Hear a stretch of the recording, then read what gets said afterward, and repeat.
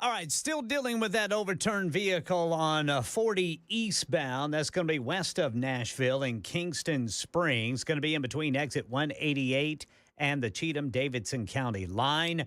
Then we got a stalled vehicle a little bit east of there before you get to downtown, 40 eastbound near Charlotte Pike. That is blocking the left shoulder.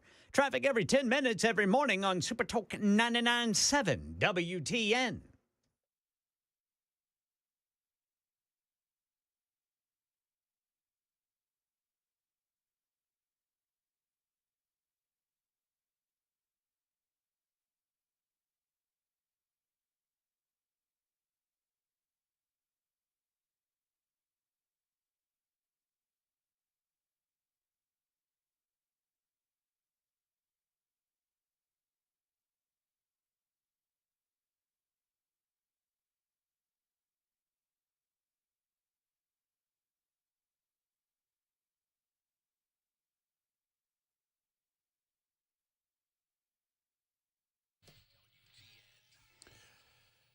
Hey, kids, what's going on today? Anything good? My name is Matt Murphy. This is the Matt Murphy Radio Show. It is Monday, January 20th, 2025. It is a holiday for many of you. It is a holiday for all of us across the United States of America. It's Martin Luther King Jr. Day. It is also Inauguration Day. And I'm so happy to say this.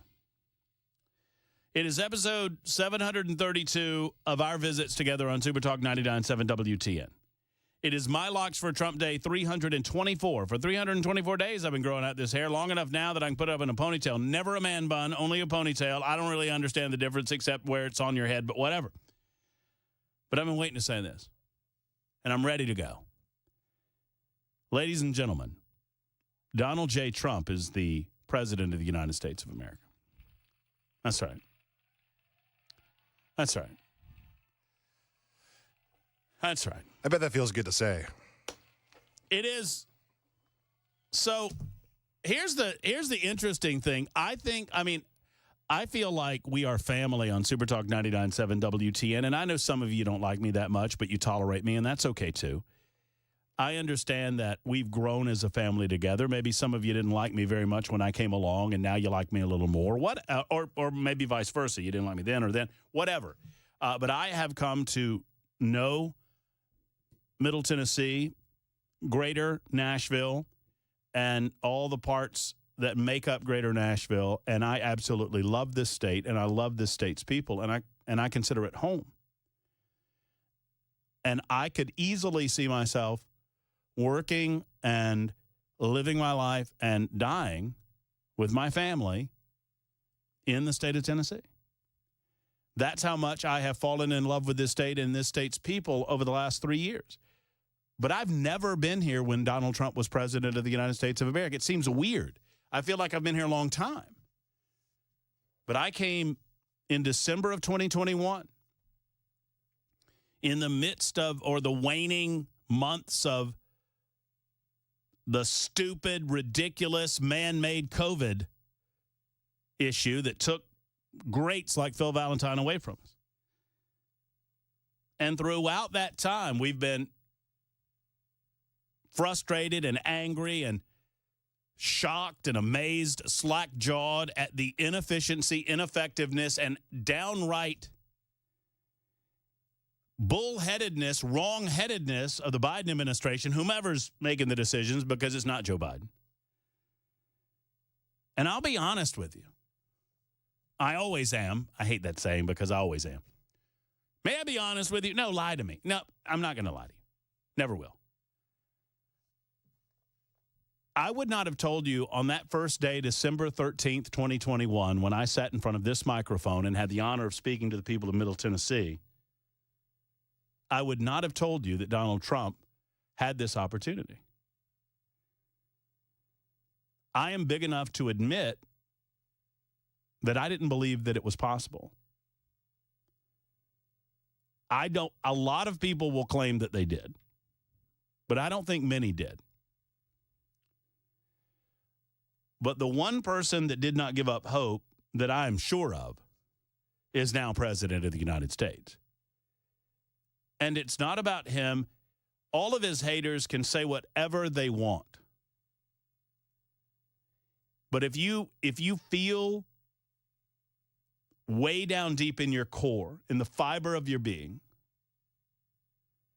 even if you are a dyed-in-the-wool liberal, if you are the biggest socialist leftist on planet Earth, I think if you have the ability to be honest with yourself, you can agree with this.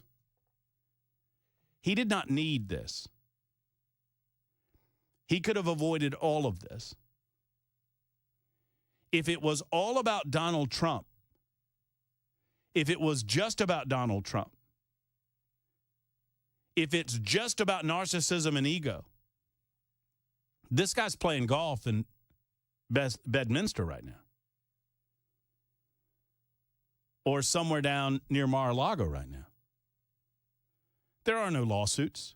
There is no lawfare. There is no threat of jail time. All you have to do is not run for president again. All you have to do is not love your country this much. Donald Trump, I don't know if he's always had it. I don't know where he found it. I don't know how long he has embraced it. But over the course of his life, he has recognized that none of us, himself included, you, me, every single person in this country, we are blessed to be citizens of the United States of America. And the United States of America, our exceptionalism is not a birthright. It is not something that will continue without sweat and blood and toil and hard work. And many commentators underestimated him by calling it an ego play in 2015. My goodness, how wrong they were. They never understood what happened. They never understood how he tapped into the psyche of this country. They never understood how he connected with the people of this country.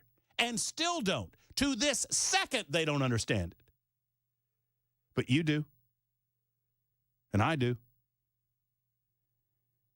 It's as simple as this. The man that stands before us as our 47th president of the United States of America, he is true to himself, and he loves this country. That's it. That's it. He loves this country. He loves this country's founding. He loves the concept of freedom and liberty and the idea that you can make the most of yourself. All you have to do is want it and dream it. We didn't always live up to that. And he recognized that today in his inauguration address. I am as excited about the future of the United States of America, not because of the pomp and circumstance of the day, but because of the hope of tomorrow.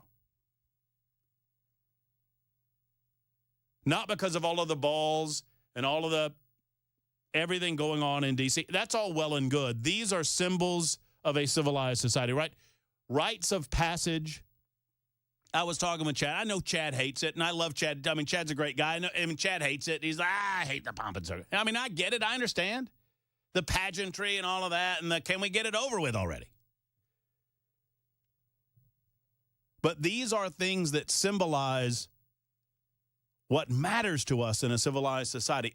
The peaceful transfer of power matters, and we should act like it. Birth matters. Death matters. Marriage matters. And so we symbolize what matters in our lives with a little bit of flourish. And so while, I can understand those feelings, I also fully understand the emotions of this day. And secondarily, and probably more importantly, there are many, many Americans that are honest with themselves and would agree with the feelings that I just expressed to you. That as much as I wanted it, as much as I believed in the guy, in the aftermath of the 2020 election cycle, an election that I believe was unfairly taken from Donald Trump, Don't say stolen. Okay, well, fine. I'll say taken. Is that better for you?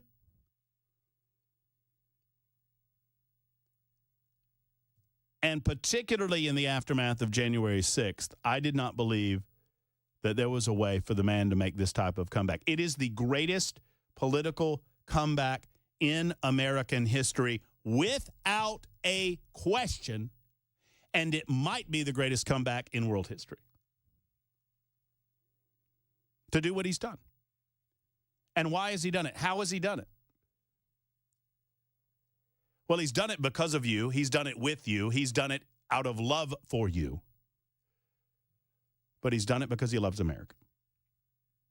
There's no other reason. He did it for his, all of the liberal whining in the world will not change this fact.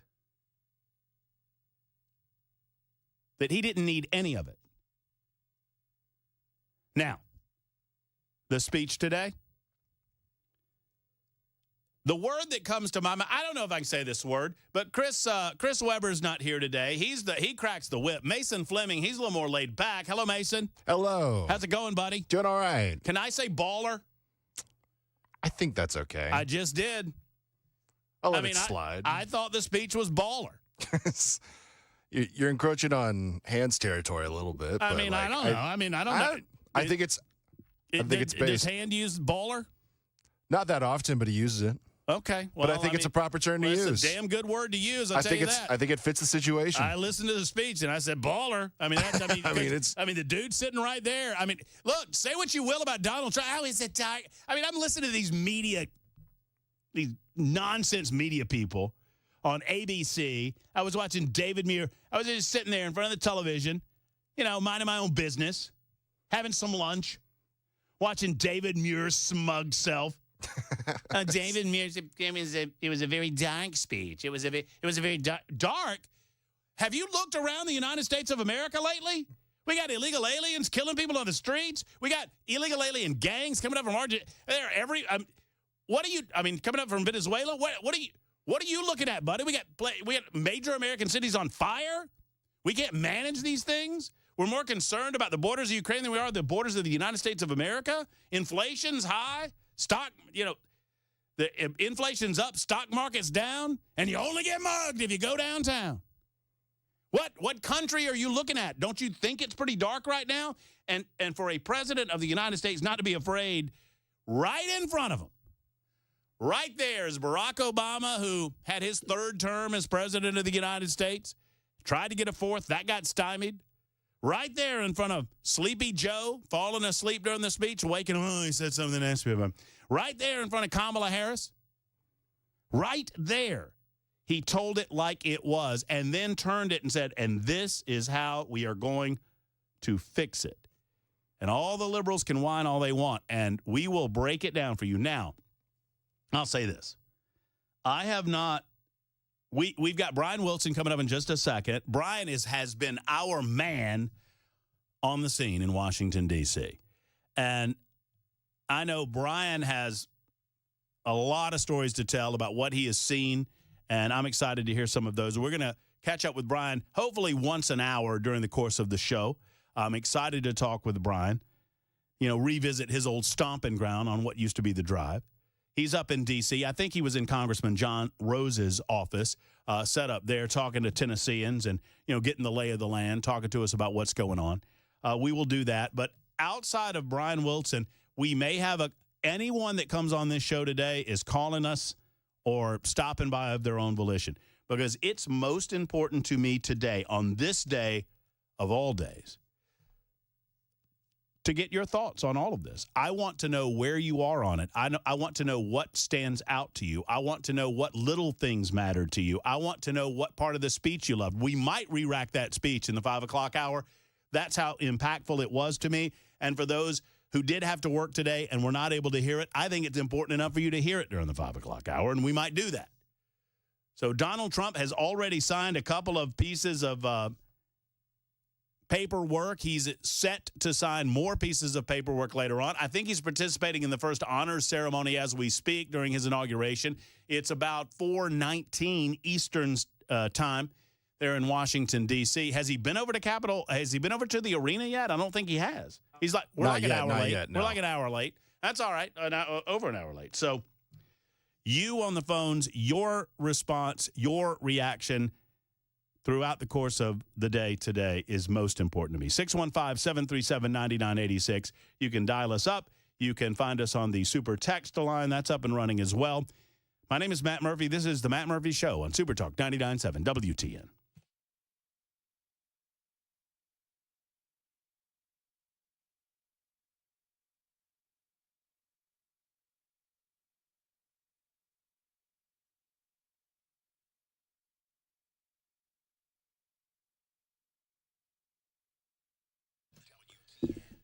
Hello, friends. Matt Murphy for the Tennessee Men's Clinic. Gentlemen, if you're not feeling yourself lately, perhaps you've struggled with intimacy, romantic intimacy, or you've struggled with getting to the gym, or you promised yourself that you'd get back after it in the new year and you just haven't managed to get there. Do you know why you've lost that step or two? Don't just say, well, Murph, that's what happens when you become middle-aged. No. You need to get to Tennessee Men's Clinic and allow these guys to figure out what's going on. They have a team of urologists to help you figure it out. And when they do so, it will be obviously discreet, and they will have a number of different plans of action for you, right plans for you to get you back into the game, whether it's at the gym, whether it's working in the backyard, or whether it's those intimate romantic times. It's the Tennessee Men's Clinic. Give them a call today at 615-208-9090. 615-208-9090, or go online to TennesseeMen'sClinic.com. 2 locations to serve you. One in Cool Springs, the original, the OG, if you will, in Midtown in Nashville. It's the Tennessee Men's Clinic. Tell them Matt Murphy sent you.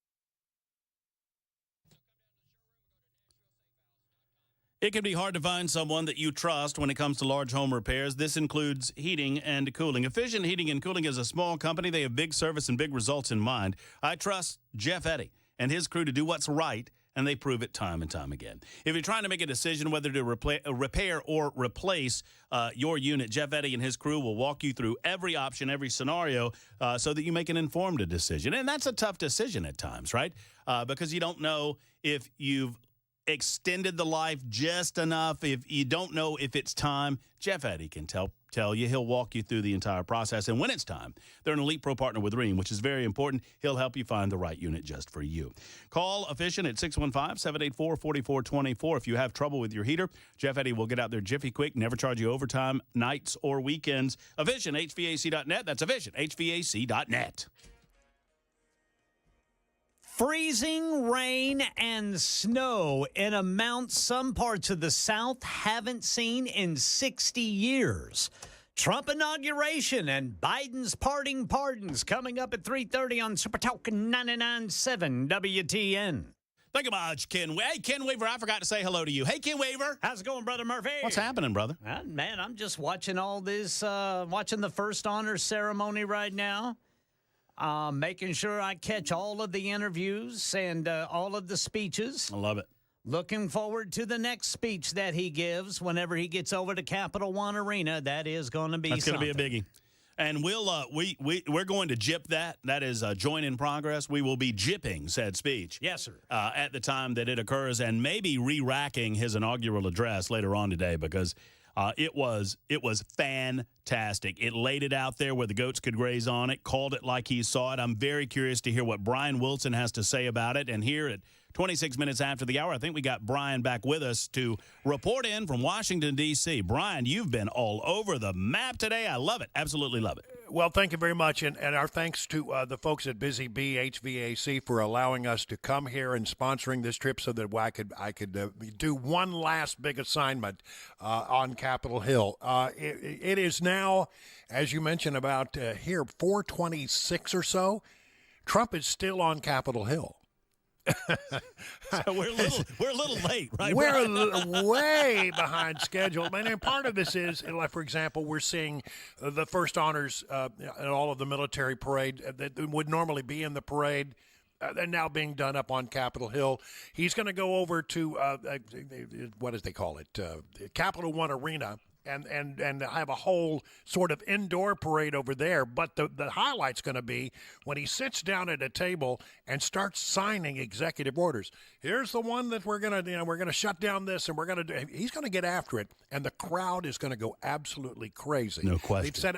They've set a little table up there. And it's got a presidential seal on it, and he's going to take some presidential actions this afternoon over at Capital One Arena. It has to be a different feel to the event. You've covered so many of them. Being inside, I don't think you were quite in D.C. in '85 the last time. I missed it. Yeah, I missed that one. I came in '86, and so I missed that when everybody was talking about it when I got here. But it was apparently they took the template from the Reagan '85 indoor inauguration and simply just sort of dusted it off a little bit. And so they basically always have a plan like that in place.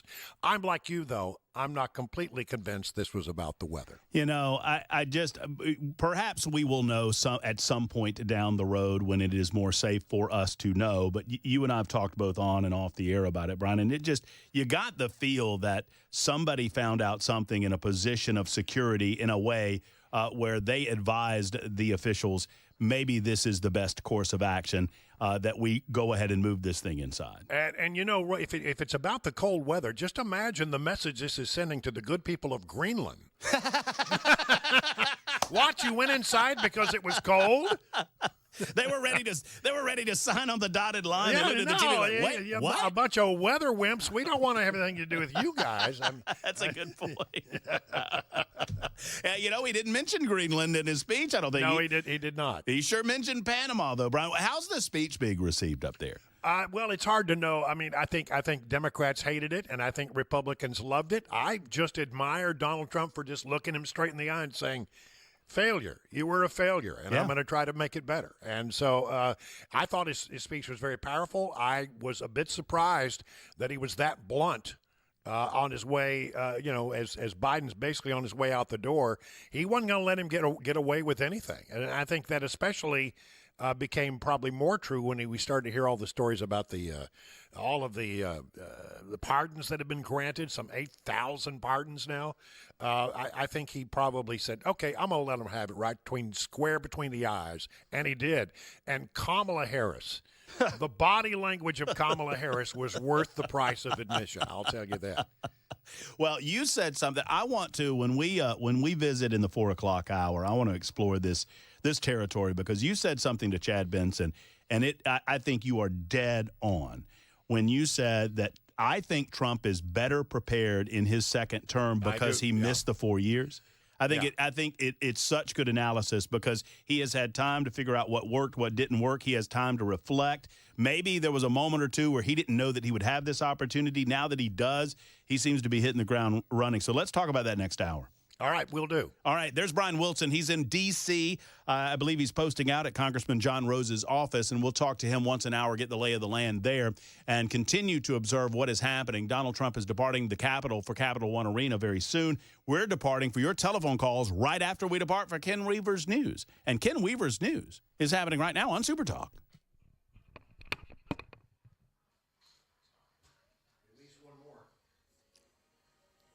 3:30 on the dot.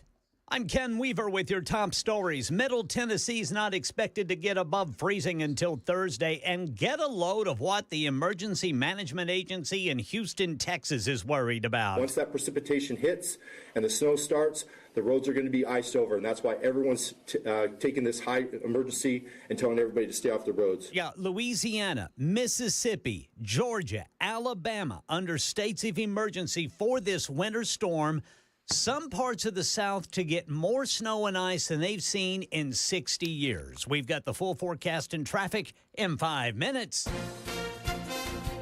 This is a special report from ABC News. I'm Chuck Sievertson. Inaugural Day news on orders, executive orders expected on things like declaring a national emergency at the southern border. ABC's Maria Villarreal at the border in Texas. The reason why we heard the president come in and say, listen, this is a national emergency along our southern border is that gives him a lot of freedom to then use things like our military, the Department of Defense, bringing troops down here, not just the National Guard anymore. While the Senate has yet to vote on the Trump pick, Kash Patel for FBI director, something unusual, that nominee speaking at what one would say was a political rally, a Trump rally in Washington today. The FBI director position is supposed to be non-political. Mr. Trump expected to commute prison sentences of hundreds of his supporters convicted of the January 6 violent attacks against law enforcement, say sources familiar to ABC News. Yeah, Joe Biden pardoned his entire family on his way out. He didn't say for what, only that he fears they will be targeted, and the pardon shouldn't be seen as an admission of any wrongdoing or crime. Right now in Tennessee, Channel 4 says a registered sex offender with a history of looking into women's windows has been arrested again. 53-year-old Anthony Martin accused of looking into a woman's window in the Cleveland Park neighborhood on 3 occasions starting January 7th. That woman says when the man saw her see him, he walked away, but then came back 2 more times, her front door camera recording the whole time. Jail records show Martin has 11 active charges against him, including trespassing, invasion of privacy, and sex offender registration violation. That's the latest news. Traffic and weather next. I'm Ken Weaver, WTN News.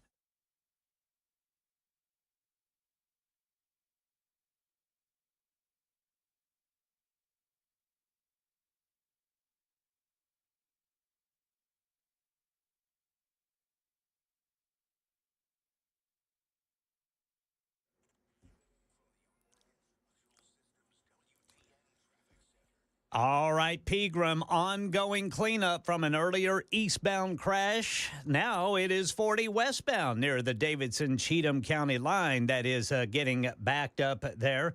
Near Opryland, we got Music Valley Drive at McGavick Pike and then Royal Parkway at Donaldson Pike in Clover Hill. Traffic every 10 minutes every morning on Super Talk 99.7 WTN.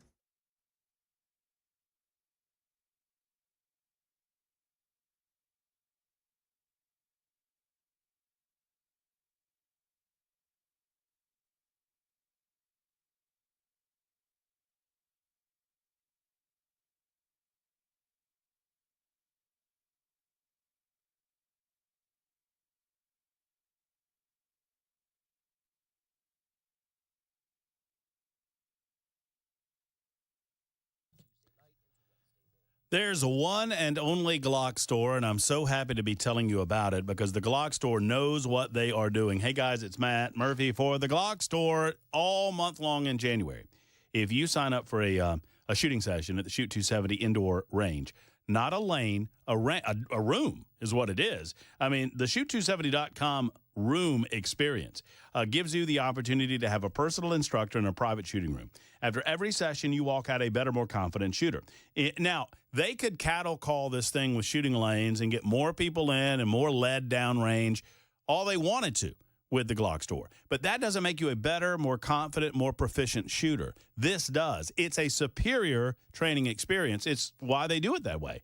And in January, you get to experience the thrill of shooting a full auto MP5. If you mention my name, I'm coming on Friday. I'm going this Friday to shoot the H&K suppressed MP5. I'll mention my name, and I'll get to shoot it for free. You will, too. It's a $50 value if you say that you heard about it on the Matt Murphy Show. Go to GlockStore.com or shoot270.com or simply stop by. Only in Nashville, and my only place to train is at the Glock Store, minutes away from the airport and worth the drive from anywhere. Hey, what's up, guys? It's Matt Murphy in the middle of downtown Franklin, Tennessee. We've talked so much about Savory Spice. I thought, why not show you the place? So let's go on in and see what's popping at Savory Spice. As I've always said, you will smell the spices even before you walk in. I can smell them right here in the doorway. Come on in, and let's introduce you to the one and only Holly, who is the owner and proprietor of Savory Spice. Say hey, Holly. Hello, everyone. Now, enough about Holly. Let's talk about spicy and easy products like the incredible taco soup, which, as I said, you put this in a crock pot, you put all the ingredients that it tells you to buy right there, you put the spices in, and it's so easy. So if you don't know what you're doing around the kitchen, it's a perfect way to find your way around the kitchen, as is the Mediterranean dill risotto. Now, for the holidays, pumpkin pie spice. What doesn't it have, Holly? Pumpkin. It doesn't have any pumpkin in it. That's a fun fact for all of you kids out there. Now, if you stop by Savory Spice, either in the Franklin location or at L&L Market, you can get yourself a sample of the dill dip, which is my absolute favorite. Just tell them Matt Murphy sent you to Savory Spice with purchase now. So come by Franklin or L&L Market in Nashville and come see Holly and the entire crew at Savory Spice.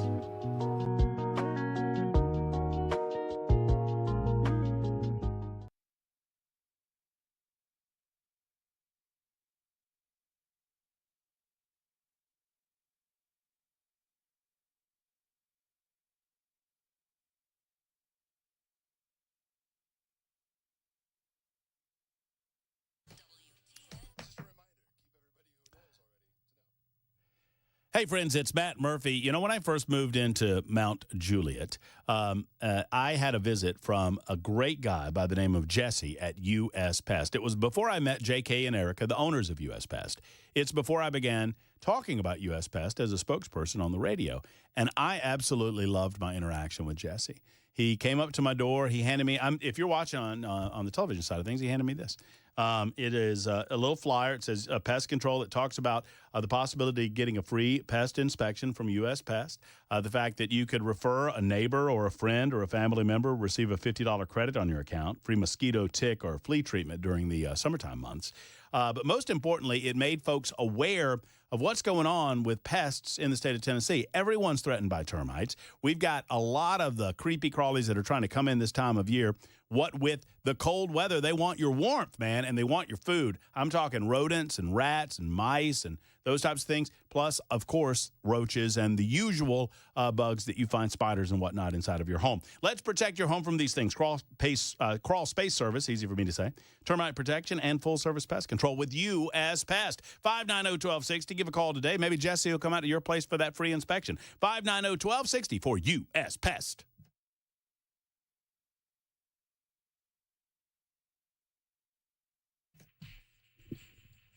Hey-oh, what is happening? Matt Murphy Show, Super Talk 99.7, WTN. We had 3 hostages released, Israeli hostages released. It was a big deal over the weekend, of course. 3 for like 90 plus. The Israeli hostages were released. Did I say that right? I don't think I said it right the first time. Let me start over. The Israeli hostages were released by Hamas. And for that, the Israelis released like 90 Hamas fighters, individuals that were committing acts against the nation state of Israel. So 3 for 90 seems like a pretty good deal. That will continue over the course of the next several weeks. That's great news. Joe Biden offered a final speech over the weekend in South Carolina, a delusional, slurry mess of a speech. But that's Joe Biden nowadays. He's been a delusional, slurry mess for some time now. And a number of other things to talk. I'm very excited. Stewart's Creek High School Band, they will actually be playing in an hour or so. President Trump is giving remarks at Capital One Arena coming up just moments from now. Just all I ask of you, Mason, we just have to find a clean feed for that because we're going to want to carry some of that live on Super Talk 99.7 WTN. Supporters are waiting in the downtown arena, absolutely jam-packed arena where there will be a semblance of a parade, like a static parade that goes on inside of that arena. So we're excited about that. Until then, your telephone calls, your thoughts on the day. You're the most important component to this show today, and I'm very curious what you have to say. We'll start with Jeff in the borough. Jeff, you're on the radio. What's up, Jeff? How you doing? I just want to say the first thing was hilarious is they tried to raise the flags to full staff because he didn't want them. He wanted them at full staff, and the cords froze. That was hilarious. I loved it. He wouldn't put his hand on the two Bibles, number 2. And that was kind of that's Trump though. He's gonna do what he wants to do, but the cords freezing. That was hilarious. It was so cold. He couldn't get the flag up. He got you a good belly laugh. That's right. I loved it. Because like I said, he won't go Awesome. outside and do it. He won't go outside because it's too cold for him, isn't it? Too cold for Trumpster. All right. And so But I'm glad Stewart's Creek's gonna play. I'm glad they're going to because they spent about $130,000 going up there. That's non-refundable. They can't get it back. So I'm glad they're playing somewhere. They should have been playing outside, but Trump's too cold. He don't want to do it. Yeah. So, but what you do, and you're in your newsman, why don't y'all shave? Get that facial hair off. They may make y'all look better. Y'all have a good day. Enjoy the next 4 years. Hey, Jeff. Oh, Jeff hung up. Jeff, anytime you want to have a conversation on this radio show, buddy, you just call me right back. You are an American, and you are entitled to your opinion, no matter how wrong or silly or childish you might be.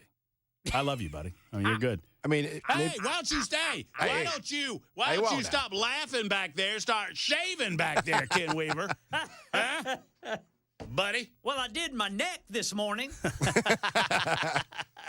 That's not good. Got to keep some things in order here. I suppose. Jeff, great call, man. I appreciate you. Love you long time. Thank you for listening. We appreciate you so much. Michael, just spell our name right when they ask you what you listen to on the radio. Michael is next up in Tullahoma. Hello, Michael. Hey, Matt. Two things, man. First thing, it does not sound right hearing Brian Wilson doing one last assignment. That's heartbreaking. I mean, it's, let me just say, I don't for a moment believe that this is a last assignment for Brian. It sounds good from a promotional standpoint, but Brian, there's no question that Brian's going to be around for a long time to come. I hope so. Man, the reason I called in is this morning I seen on the Facebook that I think it was ABC or CBS posted that Trump could have another term after this if the House and the Senate say it's okay. Is that a true statement or is that more fake news? No, that's not true. Donald Trump. I didn't think so, but, Yeah, no, that's not true. No, I forget. It's the 22nd amendment to the Constitution. I'd have to look it up. I get to the 22nd, 23rd, and 24th. It's the 22nd. I was right the first time. Nope, I just pulled it. You ready? No person shall be elected to the office of president more than twice.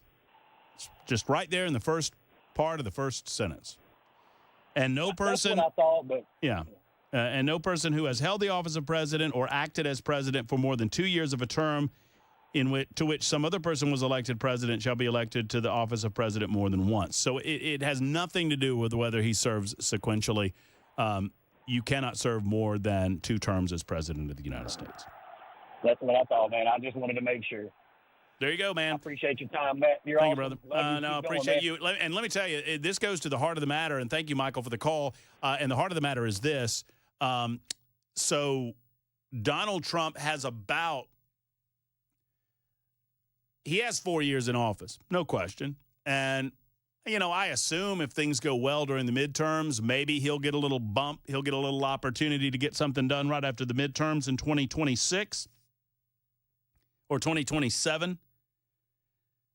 But he better get to going right now. And at best, he's got, 20 months, 18 months? Some say it's less than that. because before you know it, we'll be working the Congress, the House of Representatives, and that election cycle, every single member up, and the Democrats will be trying their damned best to take over the House to stymie Trump in his final 2 years. Now, whether that happens remains to be seen, but oh yeah, he's got to hit the ground running, and I promise you, he will. From the super text line, I remember when you came to town, Matt, you weren't a Trump supporter. Glad to see you fully come around, brother. I have been, TB, I've been a Trump supporter since 2015, and he came down the escalator. I've been a strong Trump supporter. I believe in his level of populism. I don't know to what you're referring. You say that you remember me voting Libertarian. I did vote Libertarian. I voted Libertarian in 2008 when it was Barack Obama, John McCain, and the Libertarian was not Bill Barr, Bob Barr from Georgia. And I voted Bob Barr in the Libertarian. I am a small L Libertarian. I do not identify as being a Republican, nor do I identify as being a conservative, because I'm neither of those things. I am in fact, Libertarian, which means that every Libertarian currently listening to this radio show is now screaming at their radio that I'm not a real Libertarian, because that's what Libertarians do. Stephen is next up on the road. Stephen, what is happening in your world, buddy? Woo! How's it going, Matt? Man, it's a big day, Stephen. What's up? It is a big day, man. I've been waiting for this day since 1,460 days ago. For all you math experts out there, that equals 4 years. It's a great day, man. I'm already starting to feel, safer. I'm already starting to feel better, That's excellent, man. That's good stuff. Yeah. Yeah, I just wanted to say, I know you was asking, you wanted to get our perspectives, and I want to say my biggest highlights of the day so far was actually the prayers at that at the luncheon. The opening and the closing prayers were I thought were just really, really good. And so I wanted to it's good to see everybody's heads bowed and eyes closed, and God-fearing people in there, and it just gives me it helps restore the confidence of the people of faith that are back in charge of our country now. And I think it's going to be a great 4 years ahead, hopefully 12 years ahead. And, I just wanted to real quick, if I can, comment on this morning, the Biden, the pardons from Biden. I just want to, Anthony Fauci being one of those, I'm just wondering, I don't know if you know or not, but I know your buddy Fried J probably does. Does this mean he's federally nothing can happen to him, but on a state level, because they have so much on him through this COVID stuff and all of this, they have so much on him. He can still be investigated. The people around him can still be investigated. And, hopefully we can still go forth with finding out more truth to the matter of all that went down with him. Well, it actually makes Fauci's somewhere in his mid-80s. The possibility of Anthony Fauci, and I'm just telling everyone, I'm not suggesting this is what I want to happen, and you know this, Stephen, but I'm just, for everyone else listening, don't think that this is something I want to happen. I'm just alerting you to what is. Anthony Fauci's never going to see jail time. He's too old. He has too much time to drag his feet, even if we did see state charges filed. Let's say, for example, in New York, if family members in New York wanted to file a case against Anthony Fauci, suggesting that because we're like walking through how they would do that. Even if they do that, he could drag it out long enough that he's not going to see jail time. But here's where this helps us. Joe Biden issued this pardon, this preemptive pardon for Anthony Fauci, Mark Milley, the House committee that investigated the January 6th attacks, and then his family, his entire family. Anthony Fauci does not have the ability to plead the Fifth Amendment. In other words, Anthony Fauci can be compelled to testify in these ongoing. The investigations don't stop. He must testify if compelled to do so. Otherwise, he could be found in contempt of Congress and put in jail. Now, that's a way he could go to jail. Steve Bannon went to jail for that reason. So why wouldn't Anthony Fauci? Okay. And he can't plead the Fifth Amendment, Stephen, because there is no possibility of him incriminating himself because he's already received a preemptive blanket pardon. So he has to tell the full truth and nothing but the truth, so help him God. Otherwise, he didn't get amnesty for perjury, right? Or he didn't get a pardon for perjury. Yeah, so at least on a state level, if that can happen, at least everybody can see the truth. Everybody can verify and know that it was him, or that it was him, that and all those around him. We need some closure to that. I think there's still a lot of people that need a lot of closure to that. And even if you don't get jail time, at least we can open up that can of worms and expose the worms. Love it. Absolutely love it. Love every aspect of it. 350 on Super Talk 99.7. Thank you for your call. So here's the deal. Mark Milley was pardoned. Anthony Fauci was pardoned in one of Joe Biden's final acts as president. Members of the House committee that investigated the January 6th attack, by the way, remember, all of those were Democrats. I mean, there was some token. Liz Cheney was the token Republican nominated or appointed by Nancy Pelosi. And what's the other goober that was on there? I forget his name. He's out of Congress now. He's on CNN a lot. Adam Kinzinger. There we go. Thank you there. I knew Ken Weaver would know. Adam Kinzinger. Yeah. It was on that committee. He got the old blanket pardon as well. Obviously, Joe Biden recognizing some of the malfeasance that was going on during that time. So they cannot be brought up on federal charges. The states could go after them if the states so desired. But the better angle to me is to continue the investigations to get to the bottom of what happened, what Anthony Fauci knew, and when he knew it. Bring him before Congress and compel him to testify. And remind him that you do not have the ability to claim that the Fifth Amendment of the Constitution of the United States. The Fifth Amendment is the right not to testify for fear that you might incriminate yourself. Well, there is no fear that you will incriminate yourself or be punished as a result. So you got to tell the truth, the whole truth, and nothing but the truth, so help you God. Oh, by the way, the perjury charges that we're going to lay down on you if you lie aren't covered by your pardon, buddy boy, so you might want to tell the truth. This might get us to the truth of what actually happened quicker than it would have otherwise. I mean, I understand that that's just a little silver lining with the dark cloud of this stupid pardon. The worst of the pardons came later on, though, when Joe Biden decided that he was just going to go ahead and pardon his entire frickin' family. Why? Why, Joe? Oh, it's just because they go after us. They go after the family. And sure.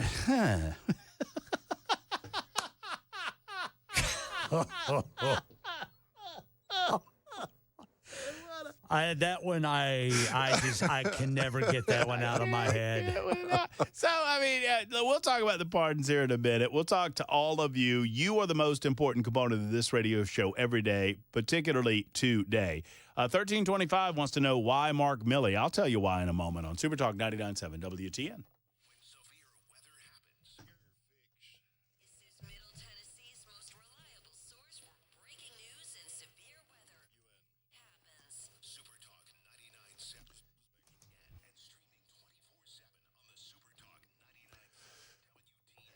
Has anybody noticed how unreliable things have become these days? Sadly, somebody tells you, hey, it'll be ready at 4, and then it's not ready at 4. People are really tired of that kind of stuff.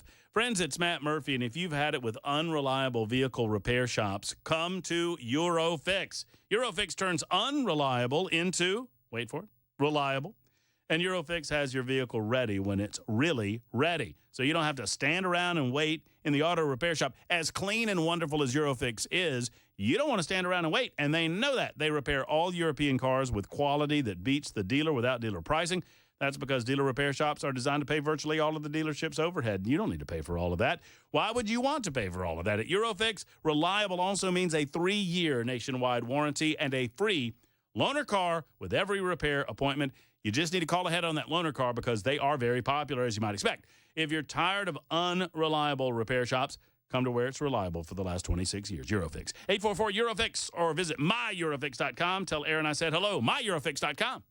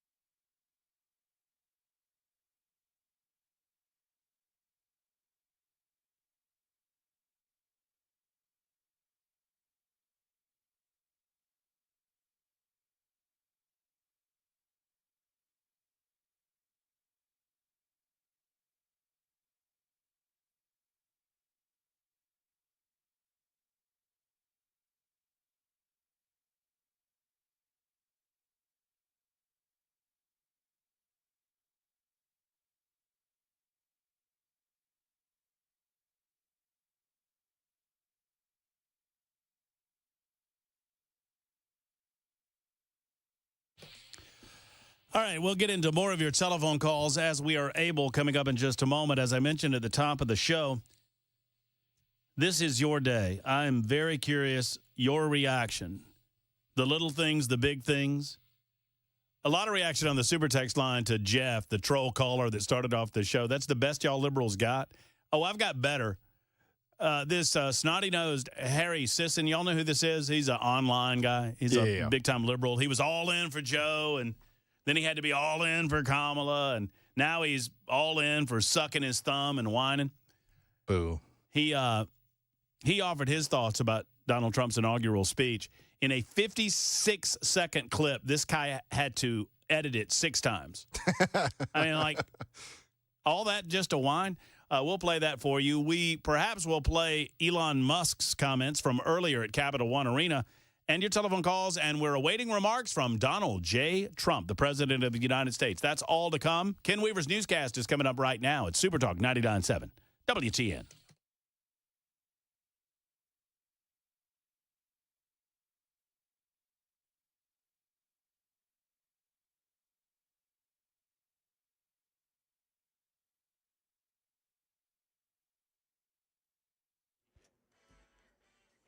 It's 4 o'clock on the dot.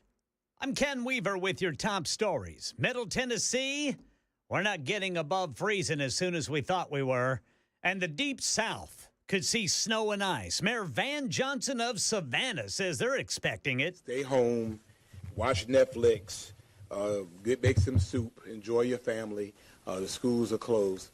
And let's find ways just to hunker down. That being the mayor of Savannah, Georgia. Some parts of Georgia, Alabama, Mississippi, and Louisiana could see the most measurable snow and ice in 60 years. Full forecast and traffic in 5 minutes. ABC News, I'm Michelle Franzen. After being sworn in for a second term, President Donald Trump pledged to sign a wave of executive orders reversing the Biden administration's policies on everything from the economy, energy, and immigration. ABC's Karen Travers is at the White House. On those executive actions, a heavy focus on immigration and the border situation. He says he'll declare an emergency at the southern border and that all illegal entry will be immediately halted. A very challenging task for this incoming team, of course. He also emphasized drill, baby, drill, which got a big applause from that crowd in the rotunda of the Capitol. That was something we heard often from him on the campaign trail. He will roll back a lot of the Biden administration's executive actions when it came to offshore drilling bans. After a bipartisan congressional luncheon, President Trump taking part in the first honors ceremony, with troops positioned from all 6 armed service honor guard formations welcoming their new commander-in-chief. Here in Tennessee, Attorney General Jonathan Skrmetti telling WTN's Matt Murphy his office will be busy under the new Trump administration, but not for issues like under Biden, who tried to bring gender identity under the umbrella of sex discrimination if schools don't let boys use girls' bathrooms and locker rooms. There's corporate stuff to do. There's structural stuff to do. Frankly, I'm worried about some other states trying to interfere with what goes on in Tennessee. We're looking at those issues. So we're not gonna get bored, I think. Here in Tennessee, Nashville police have been busy today. They say they found 2 girls, ages 12 and 13, who had been reported missing in East Tennessee at a 21-year-old man's home here in Nashville after he allegedly had sex with the 13-year-old. Police say Isaac Shellsmith had been communicating with the girls on social media, then drove to Hamilton County yesterday and picked them up and then drove them back to Nashville.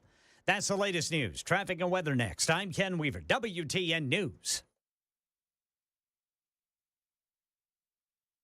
The guaranteed offer is the easiest way to sell your home. It's really simple. We bring you an all-cash offer. You close in as little as 21 days. No home inspections, no lock boxes, no open houses. Go to markspain.com to get a guaranteed offer and start packing.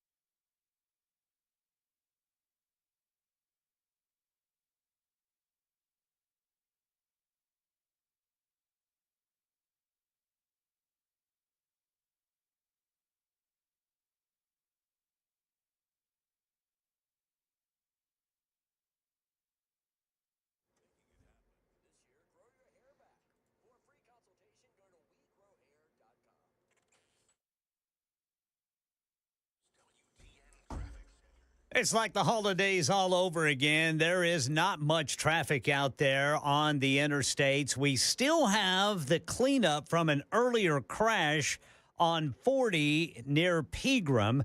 This is now impacting westbound near the Davidson-Cheatham County line. Traffic every 10 minutes every morning on Super Talk 99.7 WTN.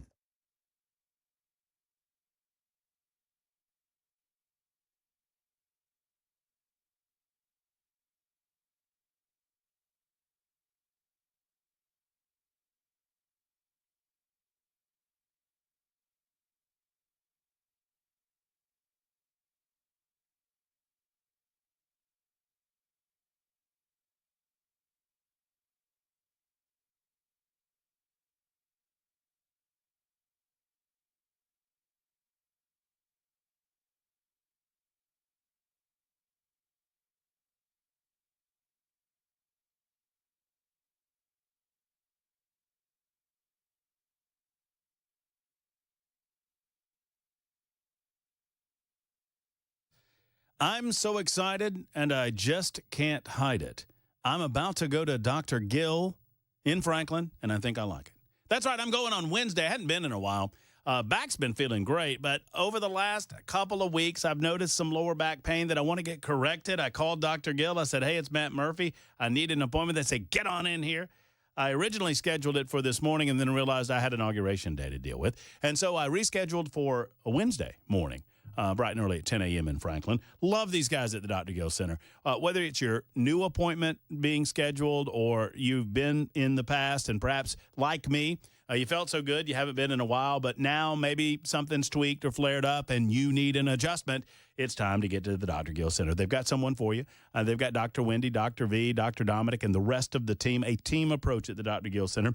And whether you're hurting in your back like I am, your neck, your knee, your hip, your elbow, wherever it hurts, the Dr. Gill Center can give you needed relief.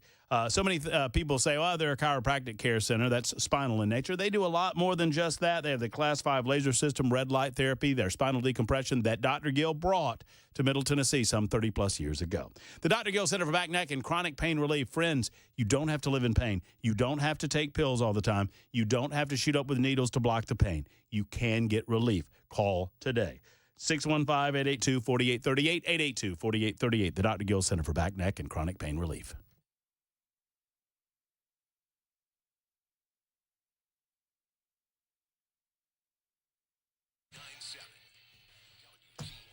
Hello.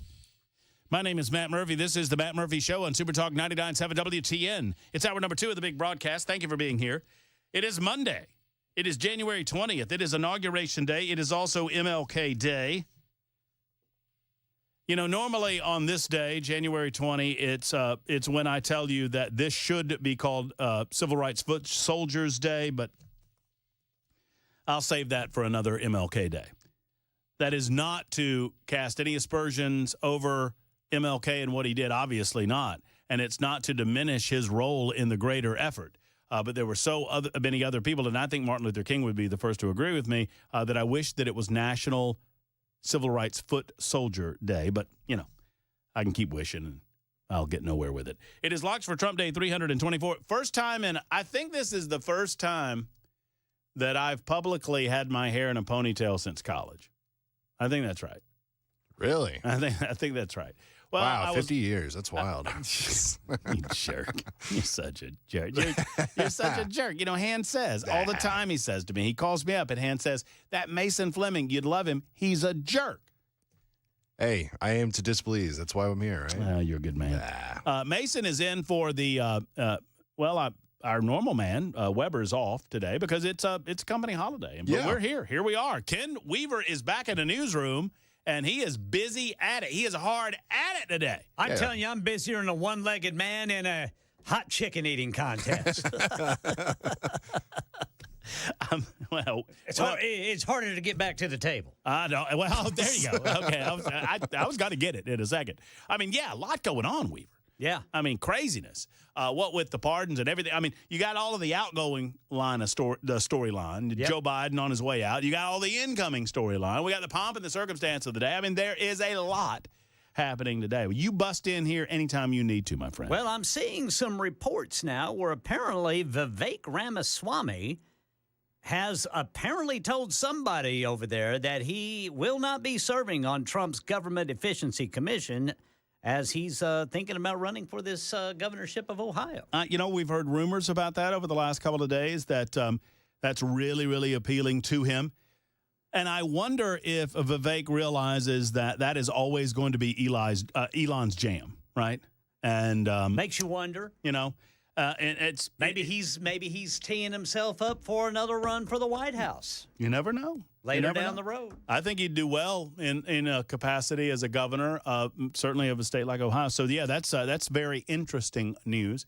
As we talk here today, it seems that they are prepping on stage for Donald Trump to hold some remarks. Man, I like what they're doing here.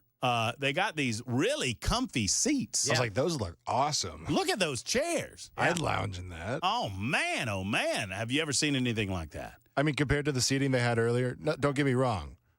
It just looked a little tight, packed on that stage earlier during the inauguration. Oh, man, in the rotunda? Yeah. I mean, the rotunda, have you been, Mason? No, I haven't. It's big. My go-to, yeah. It's big, but it's not that big. Yeah, right? I was supposed to on 2020 but something happened. Some little thing. It's a big room, but it's not like 800 people big. So for them to pack, I don't know how many. What it looked to be 300-400 people in there. Yeah, oh, easily. They were just jamming them in there. And I absolutely loved it that Donald Trump said, he was talking about that field in Butler, Pennsylvania, where he almost lost his life. And he said, I truly believe that God Almighty spared my life that day to make America great again. And the crowd erupts, except for the assembled Democrats who sat on their hands while a man celebrated the idea that our Lord Almighty spared his life for a greater purpose. It was just fascinating to me how the Democrats decided to sit on their hands. But you know what? Sat on their hands or nodded off, drooling into their laps, Poor Joe. I mean, it was probably for the best that Joe was asleep because he slaughtered Joe in a couple of paragraphs. I was talking with Ken about that off air. It's like he stoked a massive flame to get everybody fired up for America, and then grabbed the Democrats and just raked them over the flames for it. No, I was like, holy cow. There's no question. He got everybody to run into the yard to look at the poop, and then he stuck Joe Biden's nose right in the poop. Deep. Oh, man. I've never seen anything like that. Well, I have never seen an incoming president do that. I mean, it's like Mortal Kombat. I mean, just need a fatality. I mean, if y'all missed it, and we're going to try to re-rack some of it, we're going to wait for Trump's speech, and we'll re-rack it later on. If y'all missed it, so am I oversimplifying it that Donald Trump at one point in the speech just basically looked over to Joe and Kamala and the Democrats and was like, you guys suck. It's so bad. You suck so bad. You're awful. You made America horrible, but we're going to repair. Don't you worry about it. I mean, but I have respect for that. What is he supposed to say? When you talk about he looked back at them and then started. And it went on. I guess reasonable people could argue whether or not he should have gone there, but I don't think you can argue that it takes a man with a particular set of skills to go there. As you put it, a baller. A baller, right? Unafraid and true to himself. And look, the American people deserve to know what I really feel about what I'm inheriting here. Yeah. And so I'm going to go ahead and tell them, no matter how uncomfortable it might make you people. A little bit of a gumption. Tell you what, a couple of gumptions. Yeah. A couple of big old gumptions. Donald Trump's got a couple of big old massive gumptions. And he displayed them. Well, we're awaiting Donald Trump on stage. Elon Musk was on stage a little while ago, and I've got that queued up and clipped up for you. And stop it with the Elon Nazi salute nonsense. You liberals. Liberals got nothing else to hang their hats on, right? Wait, Donald Trump. Elon was thanking the crowd, and I'm going to do it on Super Talk TV, so somebody will clip this and act like I'm doing a Nazi salute too. But Elon was thanking the crowd, and what he did, he put his hand to his heart and then went like this. And so it was wait, like, do it again. I wasn't recording. Okay, there we go. And then he turned to the other part of the crowd and he went, "Thank you." And so, of course, the liberals are pulling this out. No,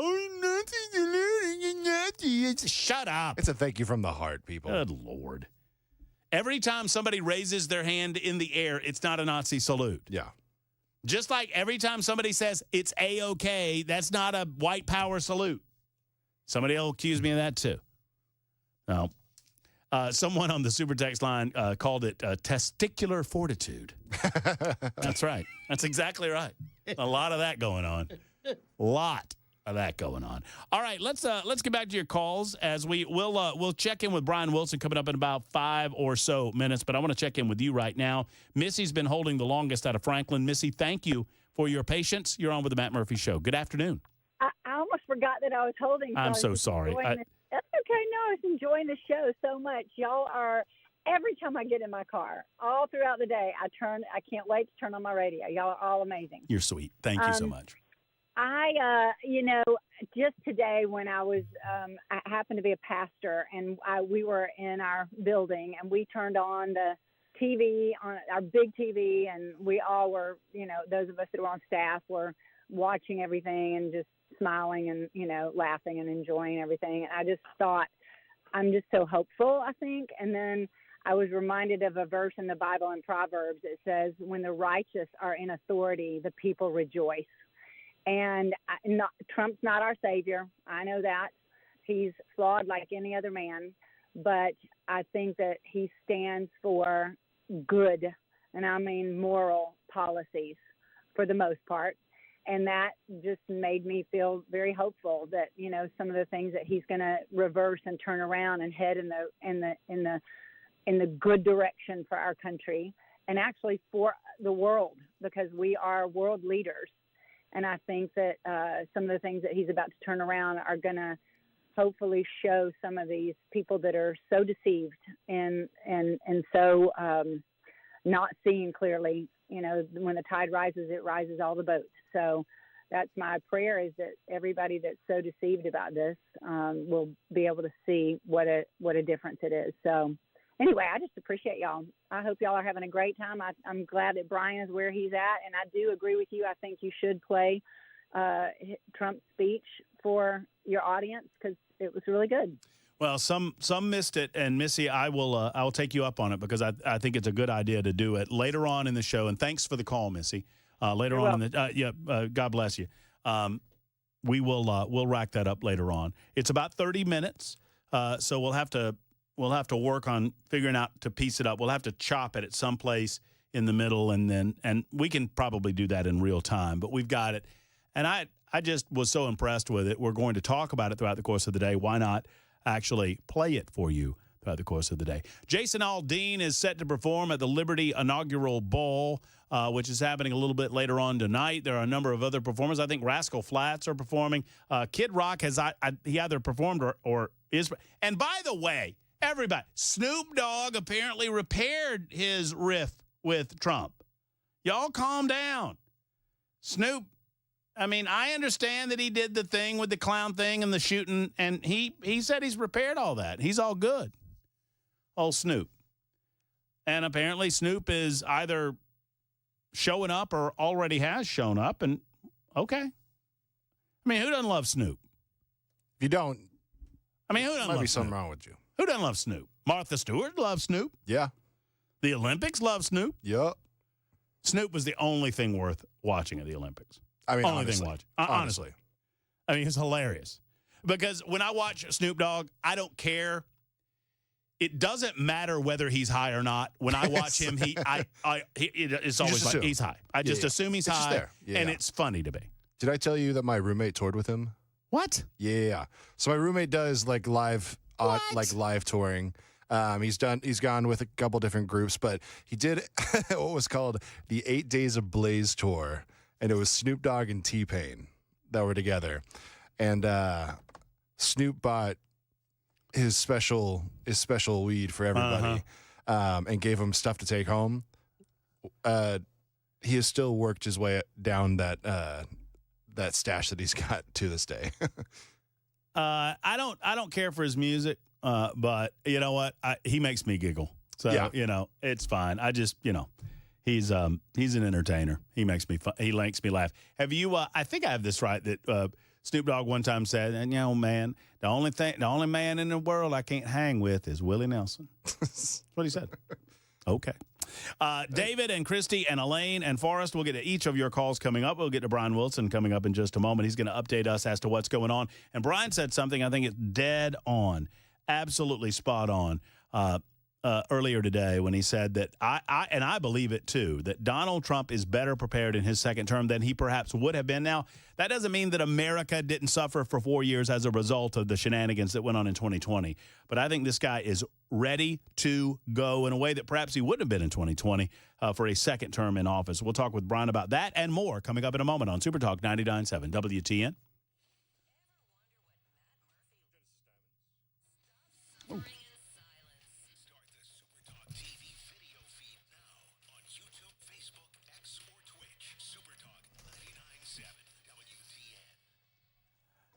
I am psyched up to be able to present a brand new sponsor for me, and you've heard about them a lot in the afternoon hours on Super Talk 99.7 WTN. These are my friends at Genesis Diamonds, and they are psyched up for the brand new year. There are a lot of great things happening at Genesis Diamonds, and they're ready to help you celebrate those important milestones in your life with better value, higher quality, and an uncompromising customer care. At Genesis, they've expanded their selection of exquisite hand-picked diamonds from a half carat to 15 carats, 15 carats, all shapes, all sizes, all at Genesis and their famous no middleman prices. Here's the deal, folks. It's simple. If there's not a middle guy, there's not a guy raising the price in the middle where you have to raise it on the back end and it costs more. Without all of that, with it coming directly to you, they can charge you less. Remember, Genesis is the only place where you can find all the premier designers in the bridal world as well. And, of course, they're proud to offer their truly spectacular collection of luxury pre-owned Rolex watches and timepieces. They have the most popular models in stock. Genesis Diamonds. I'm so proud to be associated with Genesis. Let 2025 be the year that you get that special something for that special someone in your life. They guarantee the best value, the highest quality, and the strongest warranty in the industry. Genesis Diamonds and luxury pre-owned Rolex timepieces. Green Hills and Cool Springs.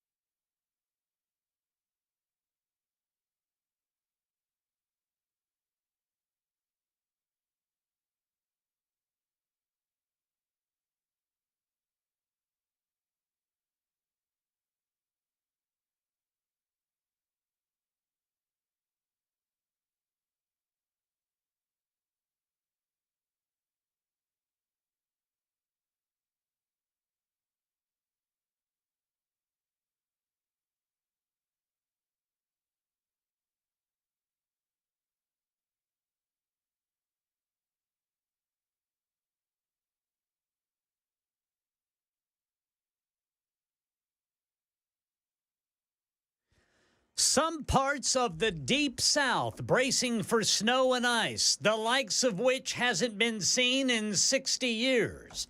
And a full report on President Trump's inauguration coming up at 4:30 on Super Talk 99.7 WTN. All righty, Ken Weaver. Yeah, that's a crazy storm coming in. And that moisture coming from the Gulf of America. Yeah. That is Brian Wilson. I did that one just for Brian to see if I could get a laugh out of Brian. I used to have a house on the Gulf of America. I don't have that house anymore. Well, and it's mixing with the air coming down from the state of Canada. Yes. Well, Brian, we're anticipating. I think VP Vance has arrived at Capital One Arena. A lot of anticipation. In fact, Donald Trump is now entering the arena as well. I think my feed's just a little bit ahead of your feed, and he's in the arena now at 5:25 p.m. Eastern Time. I sort of figured out earlier today that what he was doing was he was pushing this whole event into prime time. And so, he wanted people to come home and to be able to see him sign those executive orders, which he will do here in a short while. Well, I mean, there's got to be a lot of excitement about what we expect that he will say and what he will do. And I think you're dead on, Brian. When he starts signing these things and they announce what he's signing and, holding them up like we remember him doing in the White House, in the Oval Office during his last term, that place is going to go absolutely nuts. It's going to be really something to watch. And by the time the day is over, he will have accomplished an awful lot for a president who hasn't even been to the White House yet. Right. I mean, think about that. He's not even at the White House yet, and he's already accomplished a lot. He's walking through the crowd with Melania. I got into a lot of trouble saying that I thought Melania looked like a 1960s Russian spy in her outfit. I mean, I think it's a beautiful outfit. I don't mean to. I love Melania Trump, but it's a very interesting piece that she's been wearing throughout the course of the day. But, you said something earlier, Brian, and I want you to expound on it because I think you're dead on. Donald Trump, I think, is going to be a better president because of the 4 years. And I know that the country suffered, and I would not wish it were so, but I think he is better prepared during his second term than perhaps he even would have been in 2021. Well, I think so. He walked in the first term, and you don't know what you don't know, and it just takes a while. And he wasn't particularly skilled at the ways of Washington, which you need some of that. I mean, a lot of people hate Washington, but you got to know how the levers of power work in this town. And so I think he didn't really have a good understanding of that. But he's a quick study. And here's the other thing that I think is that he's had time to sit and think.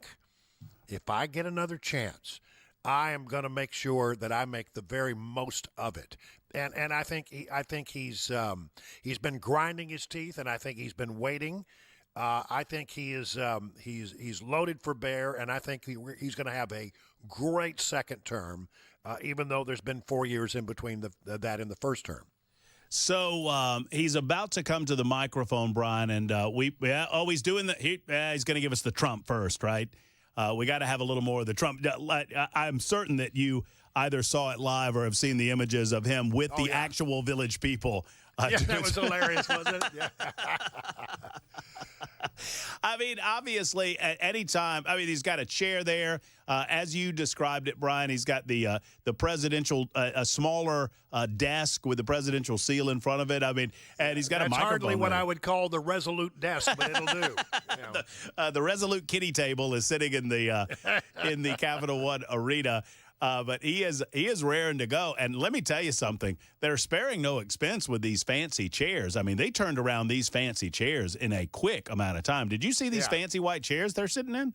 No, I didn't happen to notice. I mean, there's something else on the dais there, the tiered dais behind Donald Trump as he settles into the arena. What are you hearing in terms of the numbers of executive orders? I hear up to, well, tell me what you're hearing in Washington. Well, I mean, you got to understand there's two different things here. There's an executive order, which may contain as many as, 10 or 12 executive acts. In other words, an order can contain many, many acts. And so what the question is, how many orders or how many acts, presidential acts, will he actually accomplish today?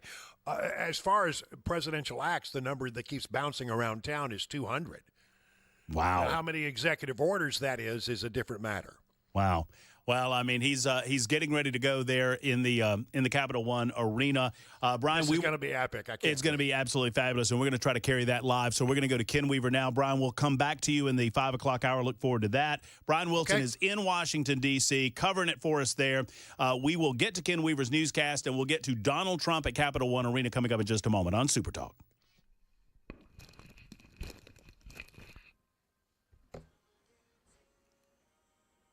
.4:30 on the dot. I'm Ken Weaver with your top stories. And we in Middle Tennessee are going to have to put up with sub-freezing temperatures. It looks like one more day than first thought this week. And in the Deep South, Savannah, Georgia Mayor Van Johnson. Our reality is this. We can do hurricanes and tropical storms all right. We don't do cold and we don't do ice well. Yeah, Georgia, Alabama, Mississippi, Louisiana, Texas, Deep South Texas, expecting snow and ice, the levels of which haven't been seen in 60 years. We got the full forecast and traffic in 5 minutes. This is a special report from ABC News. I'm Chuck Sievertson. A parade and then maybe a busy presidential pen. President Trump's arrived for an inaugural parade inside Washington Capitol Arena because it's 23 in the nation's capital without the wind chill. He's expected to sign a bunch of executive orders later. At the arena, ABC's Rachel Scott on the billionaire's SpaceX and ex-owner Elon Musk showing up to speak there earlier. He was light on details of what exactly this Department of Government Efficiency is going to look like. We do know that he will have an office somewhere on the White House complex. We have learned that in recent days. But there are still big questions about how exactly this is going to be carried out because we've never seen anything like this before.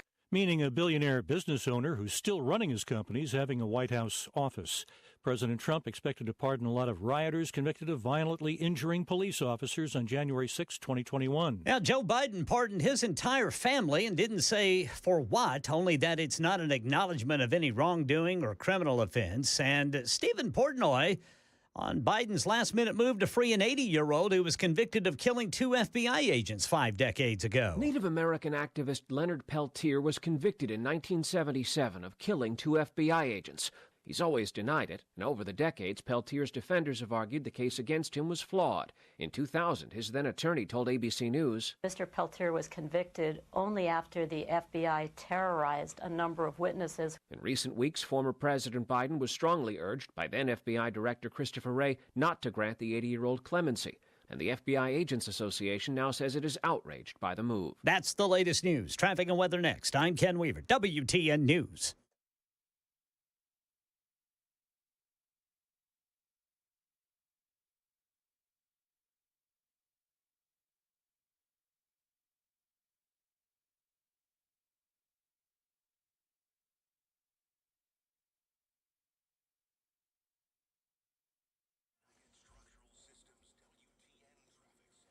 All right, we have picked up another crash on I-40. This one is right after Bucksnort.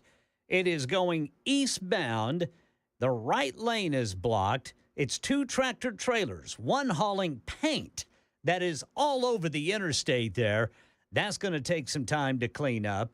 Still ongoing cleanup from an earlier crash on 40 eastbound. That was at Pegram. Now it's affecting westbound right there at the Davidson-Cheatham County line. Traffic every 10 minutes every morning on Super Talk 99.7 WTN.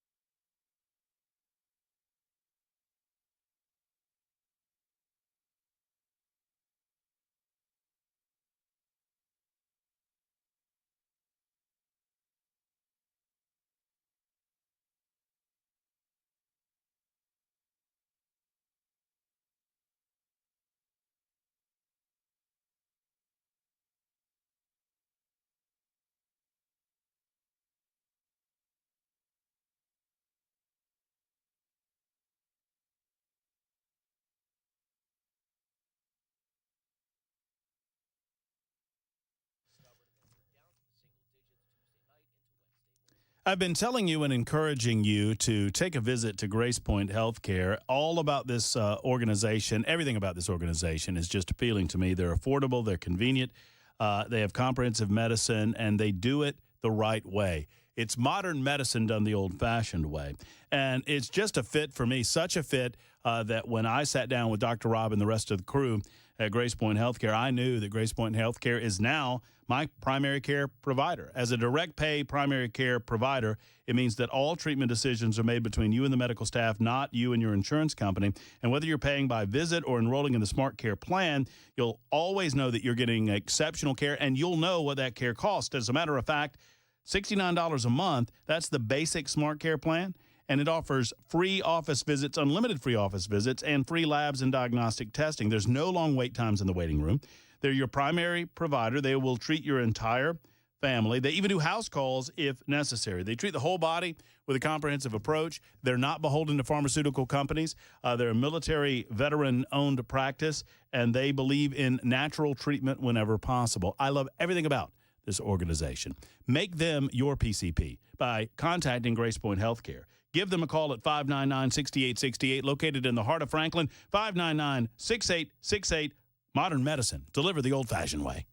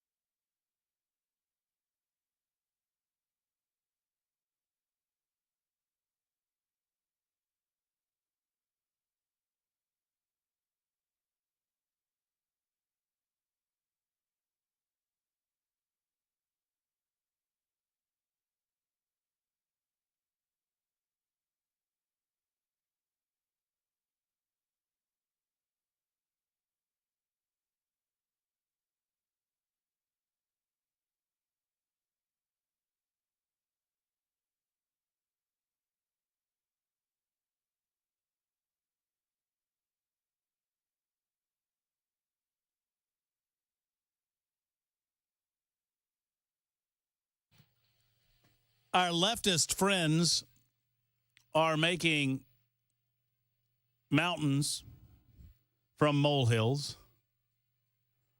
They did the deal with Elon Musk on, he's a Nazi salute. No, it's not.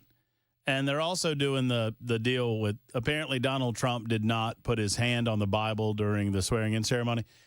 But then I was told that they had to redo it because, what's his name? John Roberts, the Chief Justice of the United States Supreme Court, jumped the gun. Like, if you were there, if you were watching, and I was all of the family members had not gotten up yet.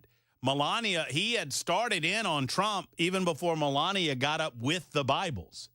So I don't know if they actually had to redo it. You know, if there's any sort of screw up, they would have to redo it in private just to make sure that they, button it down. But apparently he jumped the gun so much that the family wasn't able to stand up. And you kind of saw that scramble at the time that they started the oath of office. But Donald Trump didn't touch the Bible. And, that's whatever. I mean, just haters going to hate, and that's just fine. It is 20 minutes until 5 o'clock Central Time, Middle Tennessee Time, Super Talk 99.7 WT. And I say that because in Washington, D.C., it's just before 6, and the parade has begun inside of the Capital One Arena as there are bands parading. We have our own Stewart's Creek High School. Originally, and I think Congressman Scott Descharlet brought this up to Brian Wilson earlier in the day, that originally Stewart's Creek was told because the parade itself had been canceled that they were limiting the performances inside of the arena, and as such, they would not be able to. I don't know if that's Stewart's Creek in front of us right now. It is a band.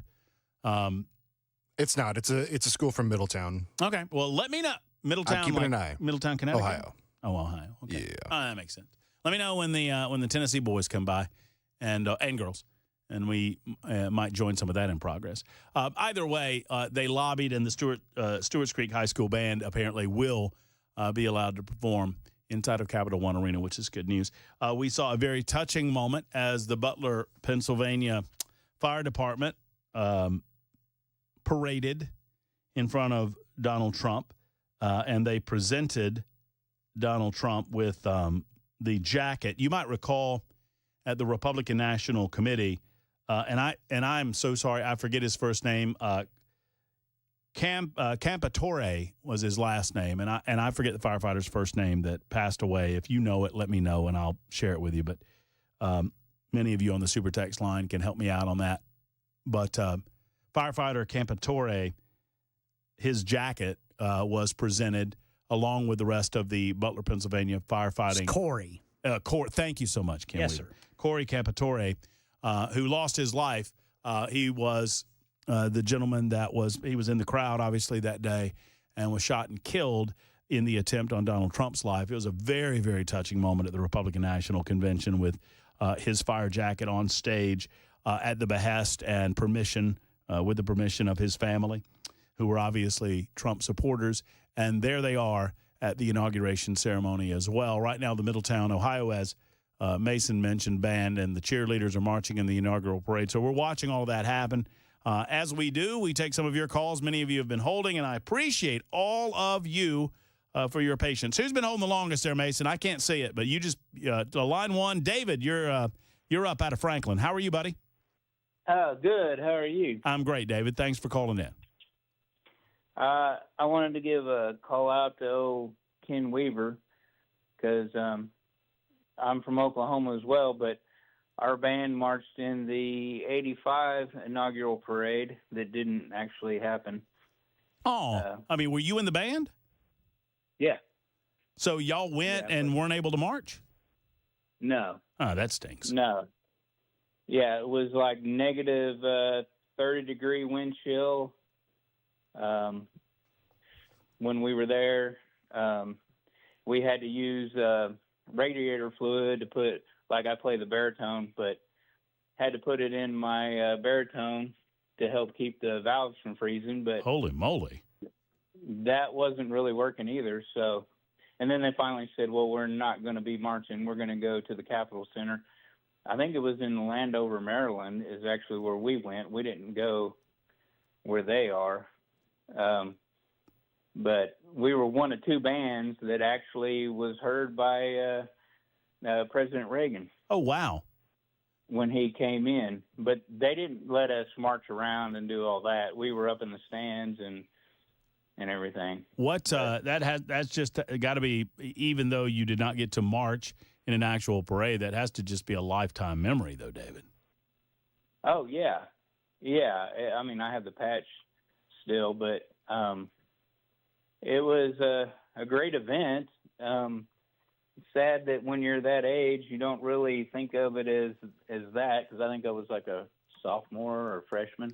But, kudos to Stewart's Creek Band for getting to go and do all that. That's awesome.